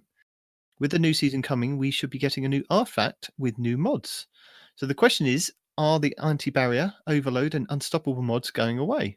And if they are, how are Bungie going to deal with the Nightfalls and the raid enemies who rely on these mods to combat them? The Destiny community podcasts have suggested that new mods with different mechanics could be added. What do you guys think? I think it would be great if it became a subclass perk. especially the weakening void grenades. That's the only thing I really care about, if I'm being honest. No, we're talking about anti-barrier, overload, and unstoppable. Oh, because you have those. those Okay. enemies in Because the. those. They're yeah, they're- integral to your raids. They're integral to the Nightfalls at the moment. Right. Right. I know right, we've right, right. only had a certain amount of Nightfalls rotated in, and some of them haven't appeared as Nightfalls, but some of them, maybe it will be something that's unlocked permanently. But I believe they were saying that we would have a new artifact with new mods every season. Maybe I misheard that. I don't know. No, the artifacts are supposed to change every season. That's correct. Yeah, the artifacts will definitely change, but yeah, unless you're going to take the Garden of Salvation away and the moon ordeals, the moon But strike what I- away, you what I have was- to have those mechanics in the game still. Otherwise, you have no way to combat these things unless your weapons that you already have the mods on, you keep those on, and those carry over, and those are the only guns you can use against the anti-barrier stuff for next season. You're overlooking the obvious here. But I'm assuming right? those get pulled when the artifact gets pulled. But I don't know how those mods work. I'm telling you how it's probably going to happen. Mark my words on this. You don't know. 'Cause Right You don't now, know. It's not out 'cause yet. right It's not now- out yet. You don't know. it's on submachine guns and auto rifles, right? Next artifact Mhm. mod is probably going to have it on scout rifles and pulse rifles, or hand or whatever else, right? As the mods rotate, the Okay, weapons just you can change put all- these anti-barrier rounds on are also probably going to rotate in order Okay. to forcefully shift the metas. Yeah, so we're probably going to have the same mods, but just applied to different weapon classes. Thank you. Yes, it's not funny. Oh, That's it's very funny. funny. It's not Dragon, funny. what do you reckon? I'm actually with Respawn on this. I think it's going to shift the weapons. Wow, that's amazing. AZ? Yeah. One thing I'm wondering about, I wonder if you could apply it to power weapons next season. That'd be kind of cool to see that. Make power ammo more Ooh. reliable. Yeah, But do you Oh. not think that applying something like the anti-barrier or the overload, or even unstoppable, on a sniper rifle or a scout rifle, is just going to make the game easy mode? Because you can just stand back and pepper them with Yeah. whatever and take those enemies down really quickly. I think the whole fact of making it auto rifles and submachine guns is you have to be up close, and there's a lot of and hand cannons. And hand cannons. and hand cannons. You've got to be relatively close, so there's a lot of danger in being that close to the enemies and doing nightfalls and raids with those mechanics. It's adds that little bit of element of something could go wrong, and generally does. An hour and a half to do a nightfall ordeal. Just saying. Yeah, but all Is the that- enemies have ranged attacks anyway, so it's not much different. I mean, yeah, if you're gonna hang back and pop somebody with a sniper or a scout, they're gonna pop you too. And if they add the anti-barrier rounds and stuff to the sniper rifles and scout rifles, they could also make it have a big fall-off damage to where you have to be within a certain range to use it. Yeah, but then what would be the point, though? So that's where the balance. Isn't that way you can apply? Maybe not. I don't know. Or maybe they're not going to put it on weapons next season at all. Maybe it's going to be applied to a melee. That would be interesting because then you could combine it with the melee ability, and that would break the game. Just run a Titan. Yes. Just run it. You need to shut Exactly. your mouth. Titan Whoever- Masterclass. You Season, guys, season of the Dawn, Season of Titans. you guys are probably gonna get to it later, but Respawn's probably not gonna like the movie of the week this week for Bungie. Respawn's not going to what? The movie of the week for Bungie. Respawn doesn't look at It's those. probably a Come bunch on of now. doesn't look at Titan those. rings. It is a Unless Titan. somebody It is a doesn't Titan. watch it. I usually don't. Respawn doesn't, listen to the podcast. He's not going to look at a video somewhere. Come on now. I listen to the podcast when I'm mowing the lawn or traveling on a plane. Mm. Sometimes. So, do you not think that the champions and the enemies are going to change slightly and have different shields? Maybe it'll be like a Cabal style shield that you have to destroy, and there's a new mod that then would take that away and things like that. Because it's moving into solar, maybe it's going to be more themed around the solar nightfalls and maybe the champions, and that will just kind of disappear from the raid. Maybe that's something they've built in to take those out or change the shields on those. Do you not think that possibly could happen? No, I absolutely think that's possible. I just don't think it's likely. Okay. I think them changing what weapons it's going to be applied to is more likely than shifting in the entire game in a matter that you're talking about. I mean, don't get me wrong. I'm not saying it's not possible, because Bungie did say that the game is going to continuously change and is going to be on rotations and this and that and the other. So what you're saying could absolutely happen. I just don't think it's likely at this stage in the development. Okay. Any other takers on this? No, moving on. So we have had an email question from one of our listeners, from Cody, who asks, I got this. If y'all were to nerf one weapon, what weapon would it be and how? Just makes me curious. I enjoy your podcast so much. Cody, smiley face, hashtag respawn is life. Literally. I like this guy. Now, I know you like this guy, but do you want to explain to this guy that you don't want to answer his question? You want to change his question. I do want to. Okay, so for yourself, but everyone else has to answer it. I'll answer it, but here's my caveat. Right, I don't believe any weapon as it stands needs to be nerfed. But if I had to nerf something, I would say the weapons with explosive rounds. Because if that same weapon doesn't have explosive rounds at that range, it doesn't even hit the target. But if you have explosive rounds, you hit the target. So magically, a bullet with an explosion on it travels further than the other bullets. And that is cool, but it makes no damn sense.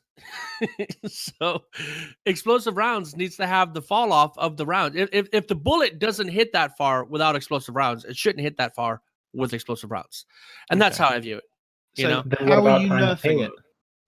By making the bullet fall off with explosive rounds match the bullet that it's attached to, right? Okay. So if a hand cannon fall off is at 35 meters or whatever, right? Now after that, you get either reduced damage or no damage at all. The same should be applied for the explosive rounds. Well, the explosive rounds should still hit the same damage because it's an explosion. That doesn't matter how far you are. The explosion is the same. But if the bullet can't hit the target at a certain range, the explosion shouldn't go off, period. Dragon's got something to add to that. Then what about timed payload? It's certainly close to the same thing. Then it should have the same thing, right? If the bullet can't reach the target without the explosive rounds, it shouldn't reach the target with it. No, but that's the thing with timed payload, which is what makes it a very good PvP weapon. And I think that's what Dragon's alluding to, is that you can still get the shot at a range, and because it's kind of embedded in you, it explodes later and gives you a damage tick that later on. And that's so fine. How would you nerf that? If the bullet can hit the target, that's what I'm saying. The nerf should be applied to the round itself. If the bullet cannot hit the target at a certain range, right? Then it shouldn't apply explosive damage, either time payload or explosive rounds, because the bullet never hit the damn target. No, but it does. That's what the weapon perk does. You can still hit the target, and the time payload will go off later. I don't think you're listening to me, right? I get what you're saying, Respawn. Tie it to the bullet. If the bullet hits, you do the damage for the explosion. Even if it only hits for one damage, right? Even if the bullet only hits for one damage, you should get the full damage for the explosion because it made it to the target. But if the bullet doesn't make it to the target, meaning the target is too far, not because you whiffed it over his head or whatever, but if they're too far and the bullet physically doesn't make it to the target, then it shouldn't do any explosive damage. The problem is, with explosive payload, you can be on literal other sides of the map with a hand cannon, and that explosive round will still hit the target, even if the bullet doesn't. Okay. That's what I'm talking about. Tie the explosive damage, or tie the explosive effect to the bullet actually hitting the target. That's what I'm saying. So, if I was to nerf one weapon, the weapon that I would choose is the Yotan. And specifically in PvP. Now, I don't mind the Yotan. I don't mind using it. I don't mind actually getting killed with it. But when that thing tracks you round a wall, round the tree, and over the top of a block, that's when I have an issue. So I think I would nerf the tracking part of it. Over the mountain and through the woods. Yeah, exactly. That thing... You can see somebody, you could be shooting them, see they're charging up a Yotan, run away, and that damn thing will follow you like it's like it's ridiculous in some cases. So Like I you think owe that- it money. Yes. Yeah, no, So I that's think- totally agreed. You can't run away from it. You can go to the left or to the right quickly. Like if you jump up, or you fall down quickly, or even dodge to the left or right, it'll miss you. But if you're trying to run Sometimes. away, when you're sleeping, yeah, it if you're knows when you're running, awake. then that thing is absolutely going to track you, and that's pretty funny with what you're saying. I think the tracking on it is the only thing that I'd nerf in PvP, because I understand that it's a fusion rifle. I understand that the one-shot damage on it, sort of, but I think the tracking on it is way too strong for what it is. And when you go into a comp match, even at a lower skill, you see a lot of people rocking the Jotun because they just want to get that one kill and they're out of there, and then they can pick up loads of ammo for it. I'm not opposed to them picking up loads of ammo, but what I would like is the chance to actually engage with that opponent and be able to get away if I know that it's happening. So that's what I'd do. Parody? I'm going to preface this with just usually whatever gun I want nerfed is whatever I'm being killed with in the moment. But overall, and Jotun is definitely high on that list. But I think I'm going to give some special love to the Arantil FR4 this week, because I think it's the Arantil FR4. It's so quick. It shoots with the speed of a shotgun. Like you see the guy, like you almost know the charge is coming because you're not dead instantly. But a second later, as you turn to run or turn to move, you're dead. You're zapped by that thing. You're vooped away, and your life is over. It's got a long charge time, though. What are you talking about? Not what's or maybe some of these folks that can pre-charge this Arantil really quickly, because I'm just I've just been hunted down and murdered by this thing. So it hits hard, it hits fast. So the Arantil is on my list this week because Jotun I was thinking about too, which is also what prompted my would you turn in your Jotun for something better question, because I think if they bring Galahorn and or Dragon's Breath back into the game with the Jotun with all these other things, we're getting into that exotic weapon super powerful creep again, which they introduce super powerful guns and then have to nerf them immediately. So actually I'm going to say let's nerf the Galahorn immediately if you bring it back into the game. That's my new pick. We're nerfing the Galahorn because you bring it in, it's going to be the one gun again, and we're going to be right back where we started. So is it going to be FR4 Galahorn? Yeah, but it's next not going to do anything different than what the Truth already does. Truth no, but is it aggressively is tracks. it going to be the Wolf Pack or the Wolf Pup rounds? Which version are we going? Oh, that's true. Given if they're bringing it back, it's going to be the full-on Wolfpack rounds. We're not going to live from our Whisper of the Worm. We're going to bring the full thing back at full power. So how would you nerf it then? By not putting it in the game at all. We've had that gun. Give us a different gun. Fair enough. I mean that's how I would do it. Honestly, I would say limit the Wolfpack rounds. Okay. Just give it the Wolfpack rounds and give it like 2 or 3 rockets as opposed to 5 or 6 or the swarm that it would give you before. So less of a wolf, like maybe some sort of like cat pack or dog pack. AZ, have you got one that you can think of that you'd like to be nerfed, and how would you nerf it? I don't know what I would like to nerf. I haven't played Destiny a lot in the last week, so okay. So much like me, you're not tilted by anything until you play again, get murdered by the same thing over and over again. Unless you play against Dragon, then if that's the case, I would nerf the Ace of Spades. Dragon. Again? Dragon, what would you nerf, and how would you nerf it? Gosh. So 2 things that I've already been hating are already getting nerfed. Recluse and One-Eyed Mask. So I'm glad about those getting nerfed. The one thing that I would nerf right now that I absolutely cannot stand, fast-firing pulses. Nerf their range. Make it so it's like the hand cannon where the drop-off is faster after a certain point. Because I have a pulse that this guy got a 40, it's a blue pulse, 47 kills in a game with it from absolutely just abominable ranges. It's the PSI Cirrus 2. Okay. It has range. Is that a blue one? Yeah, it's blue. This is the sound of Night Demon writing this down because he's going to farm for this thing this week. You can get it right out of already got it. I can get it out of my collections, yeah. Well, there you go. But see, you're going to have 16 of these by the time we record next week because the one in your collection will not be good enough. You will find the absolute best one. The blues don't, roll. You will find a way. It has auto-loading holster. So if you have that and a hand cannon, as soon as you switch to the hand cannon, kill an enemy, switch back to this, it's already loaded. The thing is its range is terrible, but it can hit to absolute max ranges because it fires so quickly. That's the problem with these things. They're meant to be used close range. But the thing is you can still use them at far ranges because you can just shoot so fast, and I absolutely just can't stand it. When something shoots at a range where it looks like it shouldn't, that's what I don't like.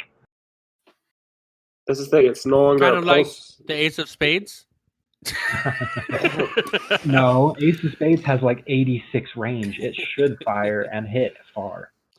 Something that should be buffed is, since we're talking about exotics, is the healing hand cannon, 3-shot burst pulse rifle hand cannon. No one tell him what it's. No, don't tell him what it's called. Come on. We have to. It's no fun. Whatever that one is. I can't remember the He name. hasn't even heard me. See? No. See, exactly. That's what I'm saying. No, It's I no heard fun. you. I just ignore him.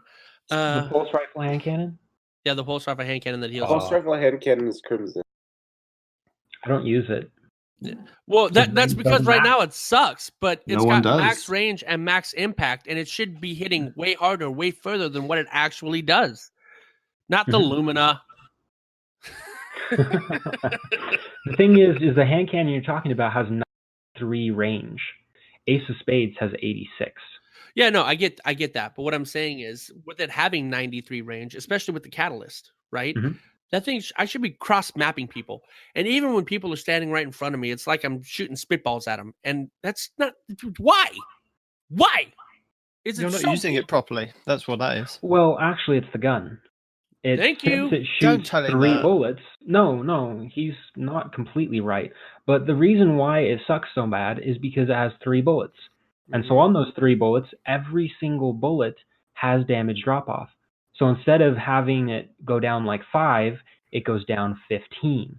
5 on each shot. So that's what makes it different from So they normal nerf hand it cannons. per bullet, but they don't give you the damage per bullet. You know how, like, when you tag somebody with like a Duke and it does 90 damage Mhm. on that one round? Well, if you're gonna have a triple firing hand cannon with that range and impact, each round should do like 70 damage. Just ta ta ta. That's it. Oh gosh, that's 1 shot to kill. That's 1 burst. I don't see the problem. I do. That's like taking Recluse buffed Yeah. 100% of the time on a hand cannon. Yeah. Again, I don't see how your mind works. How do you guys deal with him? Nobody can understand how his mind works. Don't even go there. Oh gosh. Yeah. All right. Is that everybody? Do we all go through? Mhm. Yeah, I think we did. Yeah. What about Craig? Craig gets no opinion. Craig is a strong silent type. All right, moving on. So, tips, tricks, guides, and builds. As this weapon is getting a buff next season, it might just be worth picking it up, especially now that we know that solar will be a thing next season, and this weapon happens to be solar. Also, this might help with the First Impressions quest this season, in which you have to get Machine Gun Final Blows, which is 1,000, Solar Final Blows, which is 1,500, and points scored 10,000. And the weapon we're talking about is the Xenophage quest. Now, Blue Screen was very kind in helping me go and acquire this weapon this week. And I was a bit apprehensive and a bit dubious about actually doing it because of what I'd heard about how bad the weapon was. But, it's not a bad weapon, to be honest. And it's probably worth your grind. It's quite a quick and easy quest if you follow these steps. And we've got it mapped out for you this week. So, the steps are interact with the statues near the pyramid to start the quest. So that's in the portal where Eris normally hangs out. Light the 6 plates at the Anchor of Light. Complete the 4 puzzles at the end of the K1 Lost Sectors on the moon. Find the hidden switch in the Pit of Heresy dungeon. Find the hidden orb later in the Pit of Heresy in the dungeon to open a secret room. Defeat the secret boss, Volmar, the Tempted, and then return to Eris. So as I said, we've got these steps mapped out for you. And some of the things that I kind of found out when I was working with Blue in a fire team, that we found that worked as a fire team, you could do one person could do one thing and it would unlock for the rest of the team. To begin the Xenophage quest, head to Eris's main location on the moon. You'll want to head to the area next to the pyramid. If the portal by Eris isn't around to take you there, then you have to get there on foot.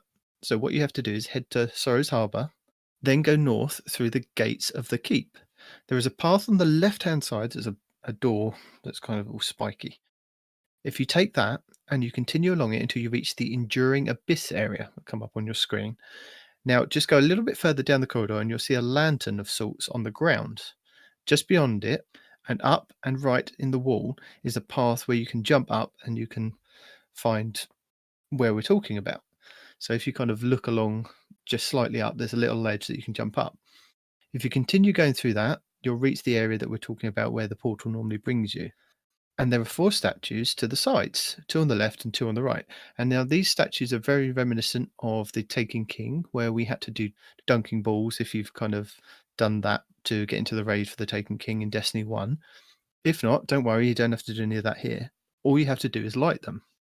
Now, you can interact with them, and it says emerge from darkness. It's prompted on your screen, and it lights up, and you'll get kind of green flames. And the aim is to light all 4 at the same time. And it's one of those puzzles where if you click on one, the other one will turn off. So you have to do it in a certain order. And I'm not sure whether it's random, but you should be able to interact with them anti-clockwise. So do the closest one on the right first, then the furthest right, then round furthest left, and then closest left. If that doesn't work, there are several other codes that on Destiny subreddit, and I'll link those in the show notes, will help you light them up. But if you play around with them, hopefully you should be able to get it to light up. When all 4 are lit up, you'll see a message saying you have emerged from the dark. Claim your path. And this will appear on your screen. And it'll cause a chest to spawn. And it's a chest that is near the static chest that's normally in that location. Open the chest up to receive the start of the Xenophage quest, the journey. And this is the first steps of which is named Emergence. So a tip for this, completing the lighting of the statues will complete this part for any member in the fire team who requires it as well. So just remember that both of you have to open the chest, but only one person has to do the lighting kind of thing. Next, you'll want to head to the Anchor of Light on the moon. Head to the northwest, where you'll see some yellow buildings, including one with a large radio tower. Directly south of that is a smaller one with a doorway facing inside it. If you go inside there and around the corner, there's an orb located in there. And you'll need to take this orb and you need to take it to 6 locations and dunk it on these plates that are sitting on the ground. And you have to do it one after each other. And you've got a minute in between each dunk before the orb disappears. So, yeah, that's a bit of fun. If you scope out the locations beforehand, you should know exactly where you need to go and you'll have plenty of time. So you'll know where you're going first. And the locations are as follows. There's one in the same room where you pick up the orb. So this is the smaller building that's just below the radio tower. If you leave the building and you head north, so that's up that little hill, follow the path round to the right, and there's a more open area where you'll see that other crash tower. But you don't want that one. You want to kind of, as you go round to the right, veer around to the left, you'll see kind of a ledge. On the hill directly to the left of you, you'll see a large fallen radio tower leaning against the hill. Underneath it is where the next orb needs to be deposited. The next one is if you look south, so you're facing the large saucer building in the middle of the area. Opposite that, on the ground, is a small yellow building. The next location is inside that. Head back to the northwest part of Anchor of Light to where the large radio tower is. And the next one is literally on the top of those radio towers. It's kind of in between the bars, just below the actual proper tower part of it. You're kind of, if you jump up in the middle of it at the back, you should be able to see this plate sitting on one of the beams that's sitting there, and that's on the north side of the outer edge. From there, if you look north to see more yellow buildings on the ground, there's a ramp leading up to one of them, and on the top of that is the next location. So that's, don't go round to the right, but it's just those buildings that you'll see a couple of fallen fighting on normally. That's number 5. And then number 6 is head back to the other area where the giant saucer building was, and it's on top of the giant saucer building. So once you've done that, the last position should show up as a waypoint on your map or on your screen. If you head back towards the radio tower where you first started, at the top of the raised path on the left, as you come round the corner, there should be a final dunking place, and you'll normally see 2 dregs hanging out there. Again, if you're doing this as a fire team, only one member of the team needs to do the ball run for it to count for the whole team. You don't need to pick up anything extra after that. Activating this will give you the next part of the quest, which is Pathfinder. This is where you have to visit all 4 Moon K1 Lost Sector locations and solve a puzzle. And tip for this, if you're doing this step as a fire team, you can't split up and get the recognition for opening the chests in the individual locations that count for the team. So you'll all have to go to each lost sector as you go round. So yeah, we tried it. We tried like one of us opening one in one location, one of us opening another one, and it didn't work. So you all have to go to the same lost sector at the same time. These puzzles are on the wall as you leave each lost sector via the route leading out. Sometimes these are doors that open after you kill the main boss of the lost sector, so you may have to look around for open paths. It won't be on the path that you took into the lost sector. Also, a tip for this, you can bypass the boss in the Hellmouth lost sector as it's accessible via entering the main room. So as you go into the lost sector, you'll come out to this big open area, and you'll go through this kind of fallen doorway. If you turn around and jump up onto the top of the fallen doorway, there's some pipes and some rocks above that. If you can get to the highest place that you can there, and you look over to the right on the wall there, you should see that there's a glowing kind of puzzle sitting on the wall, and you can jump along the rock face to get to it without having to defeat the boss. So that's quite easy to get to for that one. To solve each puzzle, you'll have to shoot the 9 symbols so that they all end up matching the smaller one that's above it. And apparently there are multiple combinations on how to get them all to match, as shooting 1 might change 3 or 4 or just even 1. But thanks to Spider on Reddit, here are a few of the following solutions.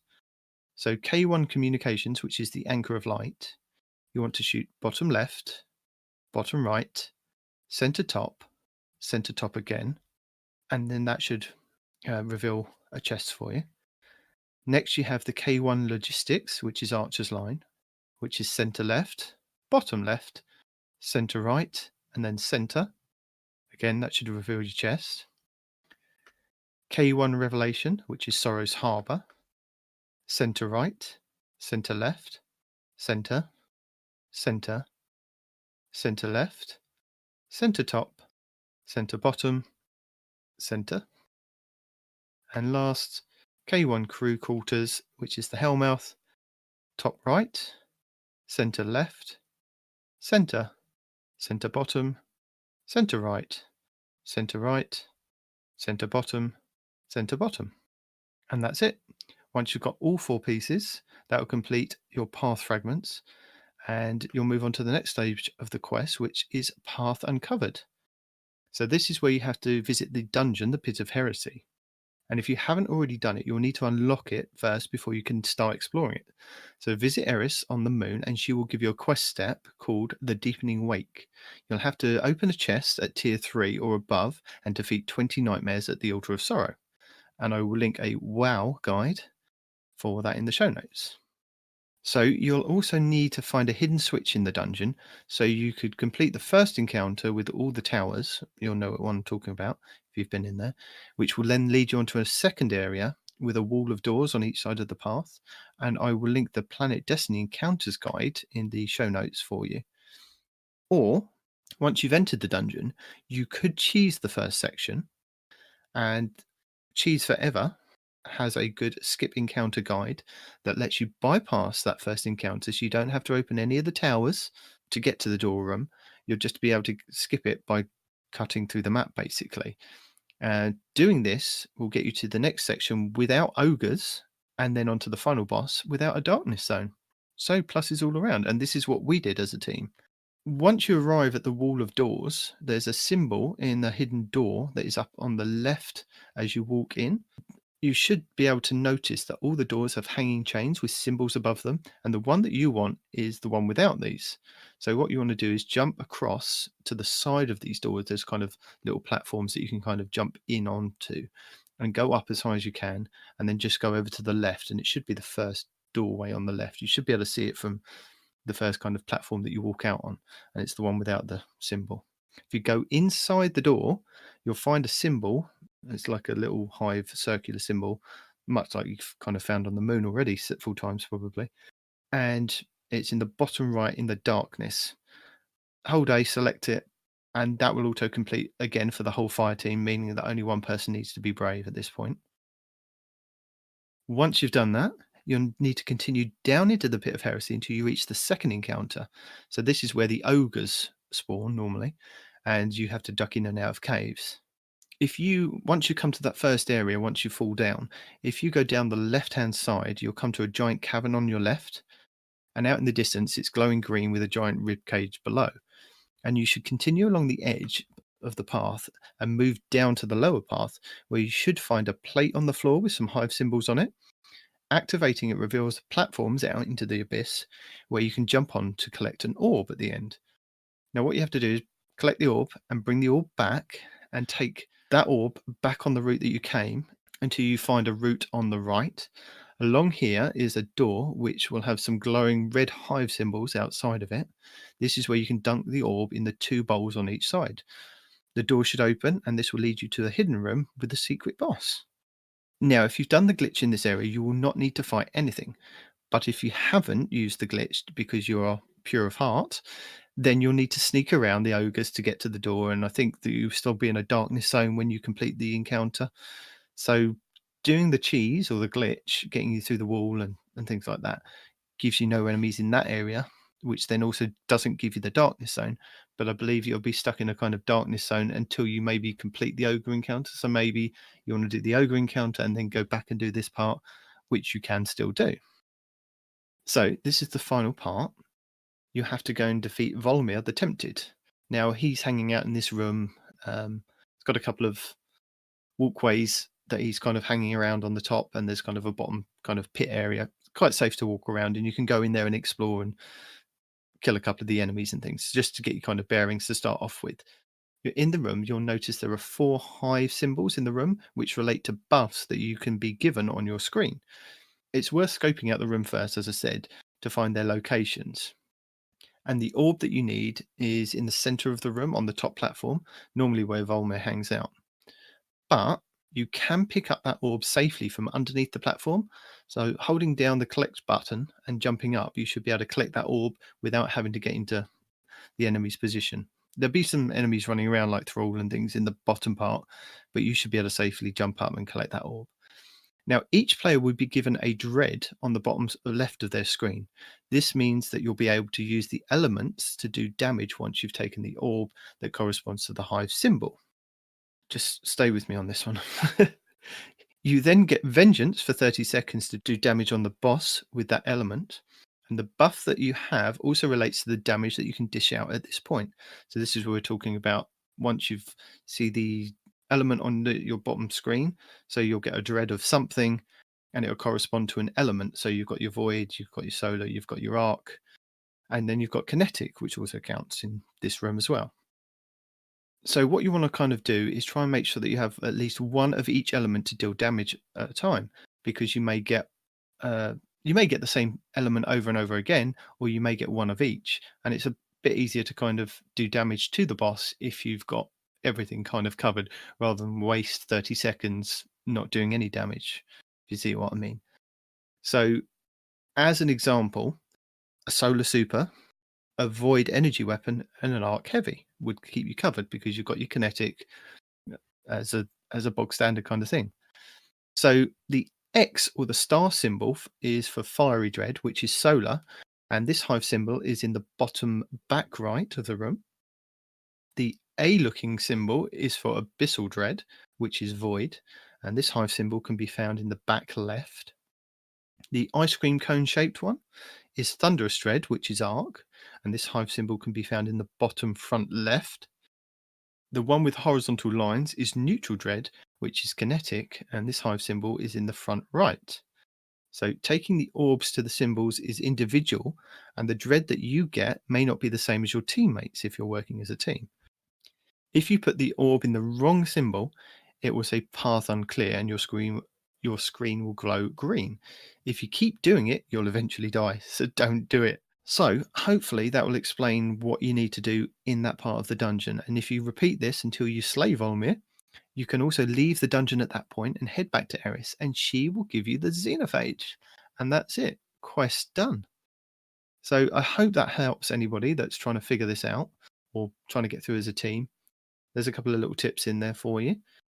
And now we move on to the rest of the tips, tricks, builds, and guides. We have quite a few videos for everybody to have a look at.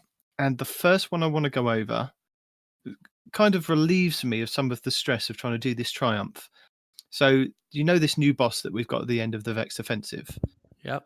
You can yeet this boss off the map. And this is fantastic. Cheese Forever, he wasn't the original founder. I believe there was a couple of other people, but he shows you in the video what you have to do is you get an enemy, one of the Vex that are around the main boss, down to the point where you can do the special melee. You back away from them. You do your normal melee in a general area, but you swipe and miss. You run up to the boss, and then you push your super melee, and it will literally do the animation and push them off the map or fly them in a general direction. So if you hit it right, you can yeet that boss straight off the side of the map and get that achievement done or that triumph done. And you can do this in the raid. I've seen Glitch Tutorials also put a video out of soloing Morgath as a hunter and being able to push Morgath off the edge of the cliff.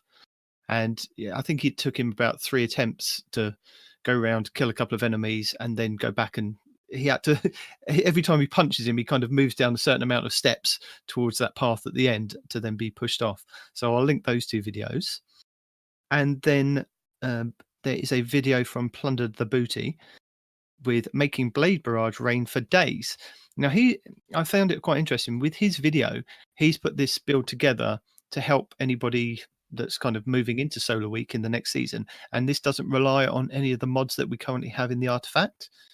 So it's mainly just basically on positioning and your gameplay with grenades and your throwing knife ability, and pairing that with your subclass with the throwing knives and being able to charge up your super very, very quickly. So that's worth a watch if you're interested. Jarv has a Season 9 prep video. So it's basically very similar to any of the other prep videos, but if you're new to Destiny, it's something that you could look at, farming materials for planetary and infusion stuff and hoarding onto bounties. But Jarv takes you through that in the video and shows you roughly what you need to kind of do. Glitch Tutorials also has another video on how to glitch into a hidden area in Twilight Gap. So if you want to get the jump on people, I think this is mainly for PC because there's some of this backward rolling hunter flip that you can kind of do when you're throwing your knives. That may be something interesting that you like to do. Take a look at that one. Then Fallout Plays did a Mindbender's Farm video at the beginning of the week because it's the best PvP shotgun in the game, according to him anyway. But in the video, he goes over a lot of tips and tricks to how to farm it. But then he did a follow-up video where he read the comments of a lot of his viewers, and a lot of the comments started off with, you should just main a Titan, you should just do this, you should do this, because I think in the first video he ragged on the Titans quite a lot. So there's 2 videos there on the Mindbender's Farm that you could do if you're interested in getting that shotgun and what roles to look out for. And then Cheese Forever has a video on killing Zumak without orbs for a dungeon cheese, and this is using the swords that you can pick up from the outside. And in the video, he shows you that if you've got a warlock with a well, or you could do it with a Titan with a bubble, you can use one of the abilities on the sword to damage Zumok, or Zulmok, whatever his name is, and it will slightly take his health down, but you're going to be there for a good 20-30 minutes doing this if you're doing it solo. But if you've got to the boss to the point of he's got like minimal amount of health, it may be worth doing it rather than trying to run around and get the orbs to damage him and then maybe wipe if he gets you with his flaming sword. Respawn, if only we knew that when we did the dungeon. Because we would have 2-phased him. But yeah, I mean, it could help if you want to solo him and you just want to stand back and throw the Now I know how to the solo sword at him a couple of times for a good hour. You could possibly do that. Jarv has an insane mod farm, which is basically for the normal mods and using a lot of the tricks that people have used in the past with going to Mercury and going to Spider and trading the parts for Mercury stuff, then going to Brother Vance and trading in that, and then dismantling the stuff there, and you're getting quite a lot of mods from that apparently. So that's worth a watch. Then I think you were was this the gun that you were talking about, Malfeasance Respawn? What about it? No.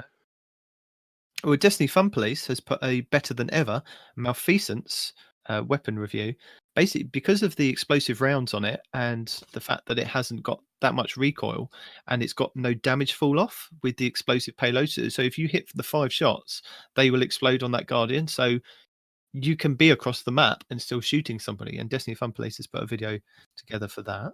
Yeah, I mean that is one of the guns, but it's not the only one. Okay. Then there's an insane Glimmer and Gunsmith Materials farm by Cheese Forever, and this is the strike that's on, I want to say, Nessus. It's the inverted, not the inverted spire. It's the one that you have to do for Insert Terminus. That's what it is. That's the one, yes. So basically, It's if you get to the final boss room and you manage to get a shot on all those enemies before that big phalanx destroys them all and then kill yourself, you get all the Gunsmith material. Yeah, you can kind of put mods on from your artifact. That's the word, artifact, and that will help you generate more materials to then go to Spider and buy more stuff. Go to the Gunsmith, buy more stuff. Good times. And then, just to help people out with trying to get their Undying title, you're going to need to get the exit strategy, Randy's throwing knife, and the edgewise. So Jarv has 3 videos that go over each one of those and how to get those a little bit more easier. And remember, I think I told you a couple of weeks back when we had I think it was 3 weeks ago when we had Iron Banner, that getting scout rifle kills in Iron Banner is pretty quick. I know we just had the, what was that mode that we've just had that you guys really love? Momentum control. That's it. I know a lot of people use momentum control. But again, the scout rifle kills really do help in Iron Banner as well, because you get a lot of points from that as well. So that's worth doing this week if you are looking for Randy's throwing knife. And then, unfortunately, Fallout Plays didn't do a Raid Challenge 3 video this week. I'm very disappointed. What? So, Respawn, we're going to have to rely on Rick Kakis. No. For anybody that's interested. No. Yeah, I'm sorry. I couldn't find anybody else. Your twin personality. So I will link the Rick Kakis video for you if you're doing the Raid Challenge 3. And that's it for my tips, tricks, and guides. Oh, Respawn. Would you like to go over our feedback from our 2 listeners from, I think might be iTunes. Is it in the thing? Oh, there it is. Yeah. Yeah. Oh, okay. Yeah, I'll do it. We have a new section, I guess, a new topic in our podcast this week. It's labeled feedback from our fans. The first one is Boom Sauce. I just wanted to say thank you for the job you guys do. You are the hub for me when it comes to looking you. I'm not reading this wrong. You guys are the hub for me when it comes to looking you whatever kind of info I want or need when it comes to D2. Much respect, peace, love, and chicken. Dr. Doomfang. Love it. Awesome podcast is the next one. I have been listening for months to this podcast. It never ceases to inform me of the weekly updates in an entertaining manner. This is my favorite Destiny podcast crew. And this is Who Knew 1985. I knew 1985. I was 2 years old. Oh, yeah. I feel so old now. And then I did want to also add a quick shout out to all of our wonderful YouTube subscribers. We were up to 54 of you marvelous people. Are we really? One of which being DragonSinM. So thank you, Dragon. You came in with a whole crew of people like Spencer Armsworthy, Paul Mendak, Adam West 1120, Elfkins, AELFKINS, Nicholas Wygant, Jamathan Hacker, Red Giant Gaming 18, Davey K, and Pie Guy, Carlos Moda, and a bunch of other folks that are further down the list that I haven't figured out how to have YouTube show me yet. But thank you. Thank you for subscribing. Thank you for hanging out. Thank you for dealing with us. So I meant to throw that in last week. but the show just went so long, and we were getting into that wife danger zone. So I wanted to make sure we, show you fine folks out this week Getting to the for somehow watching my poor, terrible gameplay every week and still coming back for more. I don't know how you do it, but I'm thankful that you do. I could give you tips. There's no saving my gameplay, really. It's just I have more bullets than you have health. Doodah. Respawn said that to me actually on our 1v1. That quote. Yeah, no, he got that from me. It was when this game first came out, we had the Titan chess piece with was it the Sweet Business? No. It was something. Oh no. It was something. And I was singing that the whole time because people kept peeking the corner while I was just holding down that trigger, and I was just singing that ditty the whole game, man. So, time to say goodbye, everybody. That's the end of the show. I think it's time to hand over to Parody, and he can roll us out. So thank you for joining us. Your Titans this week have been Parody and Night Demon. Your Hunter support group has been No One Respawns in Real Life, AZPlayz1128, and DragonSinM. You can email the show at twotitans@ahunter@hotmail.com. You can hit the show up on Twitter at twotitans_hunter. You can find us on Facebook and Instagram, Two Titans and a Hunter. You can join the Frozen Clan if there's still room at join.frozen.party. That's frozen with a 0. We enjoy sandwiches. You can find your favorite Guardians on Xbox Live or PC. You can watch the show on YouTube. You can listen to the show on Apple Podcasts, Google Play, Spotify, and everywhere fine podcasts are sold. And really give some thought this week about what gun really tilts you and what should be nerfed next. And maybe Bungie will put it on their list. Say goodbye for the recording.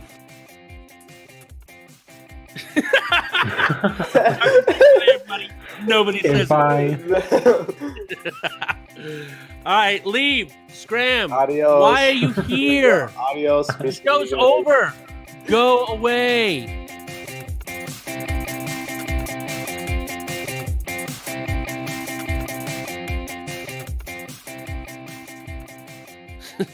So, and it actually says so ... Back in July on episode 24, we covered the supported detained supposed data mined solar. I'm working off like 2 hours of sleep. Give me a break. That's not my problem. No, it's American Airlines, and you suck.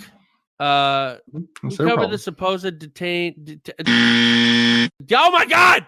Supposed data mined Solar Week, which was just start again. The Start again, and I'll cut it all out. I feel like he's been detained by American Airlines, and it's really just like deep in his psyche this morning. Start with so.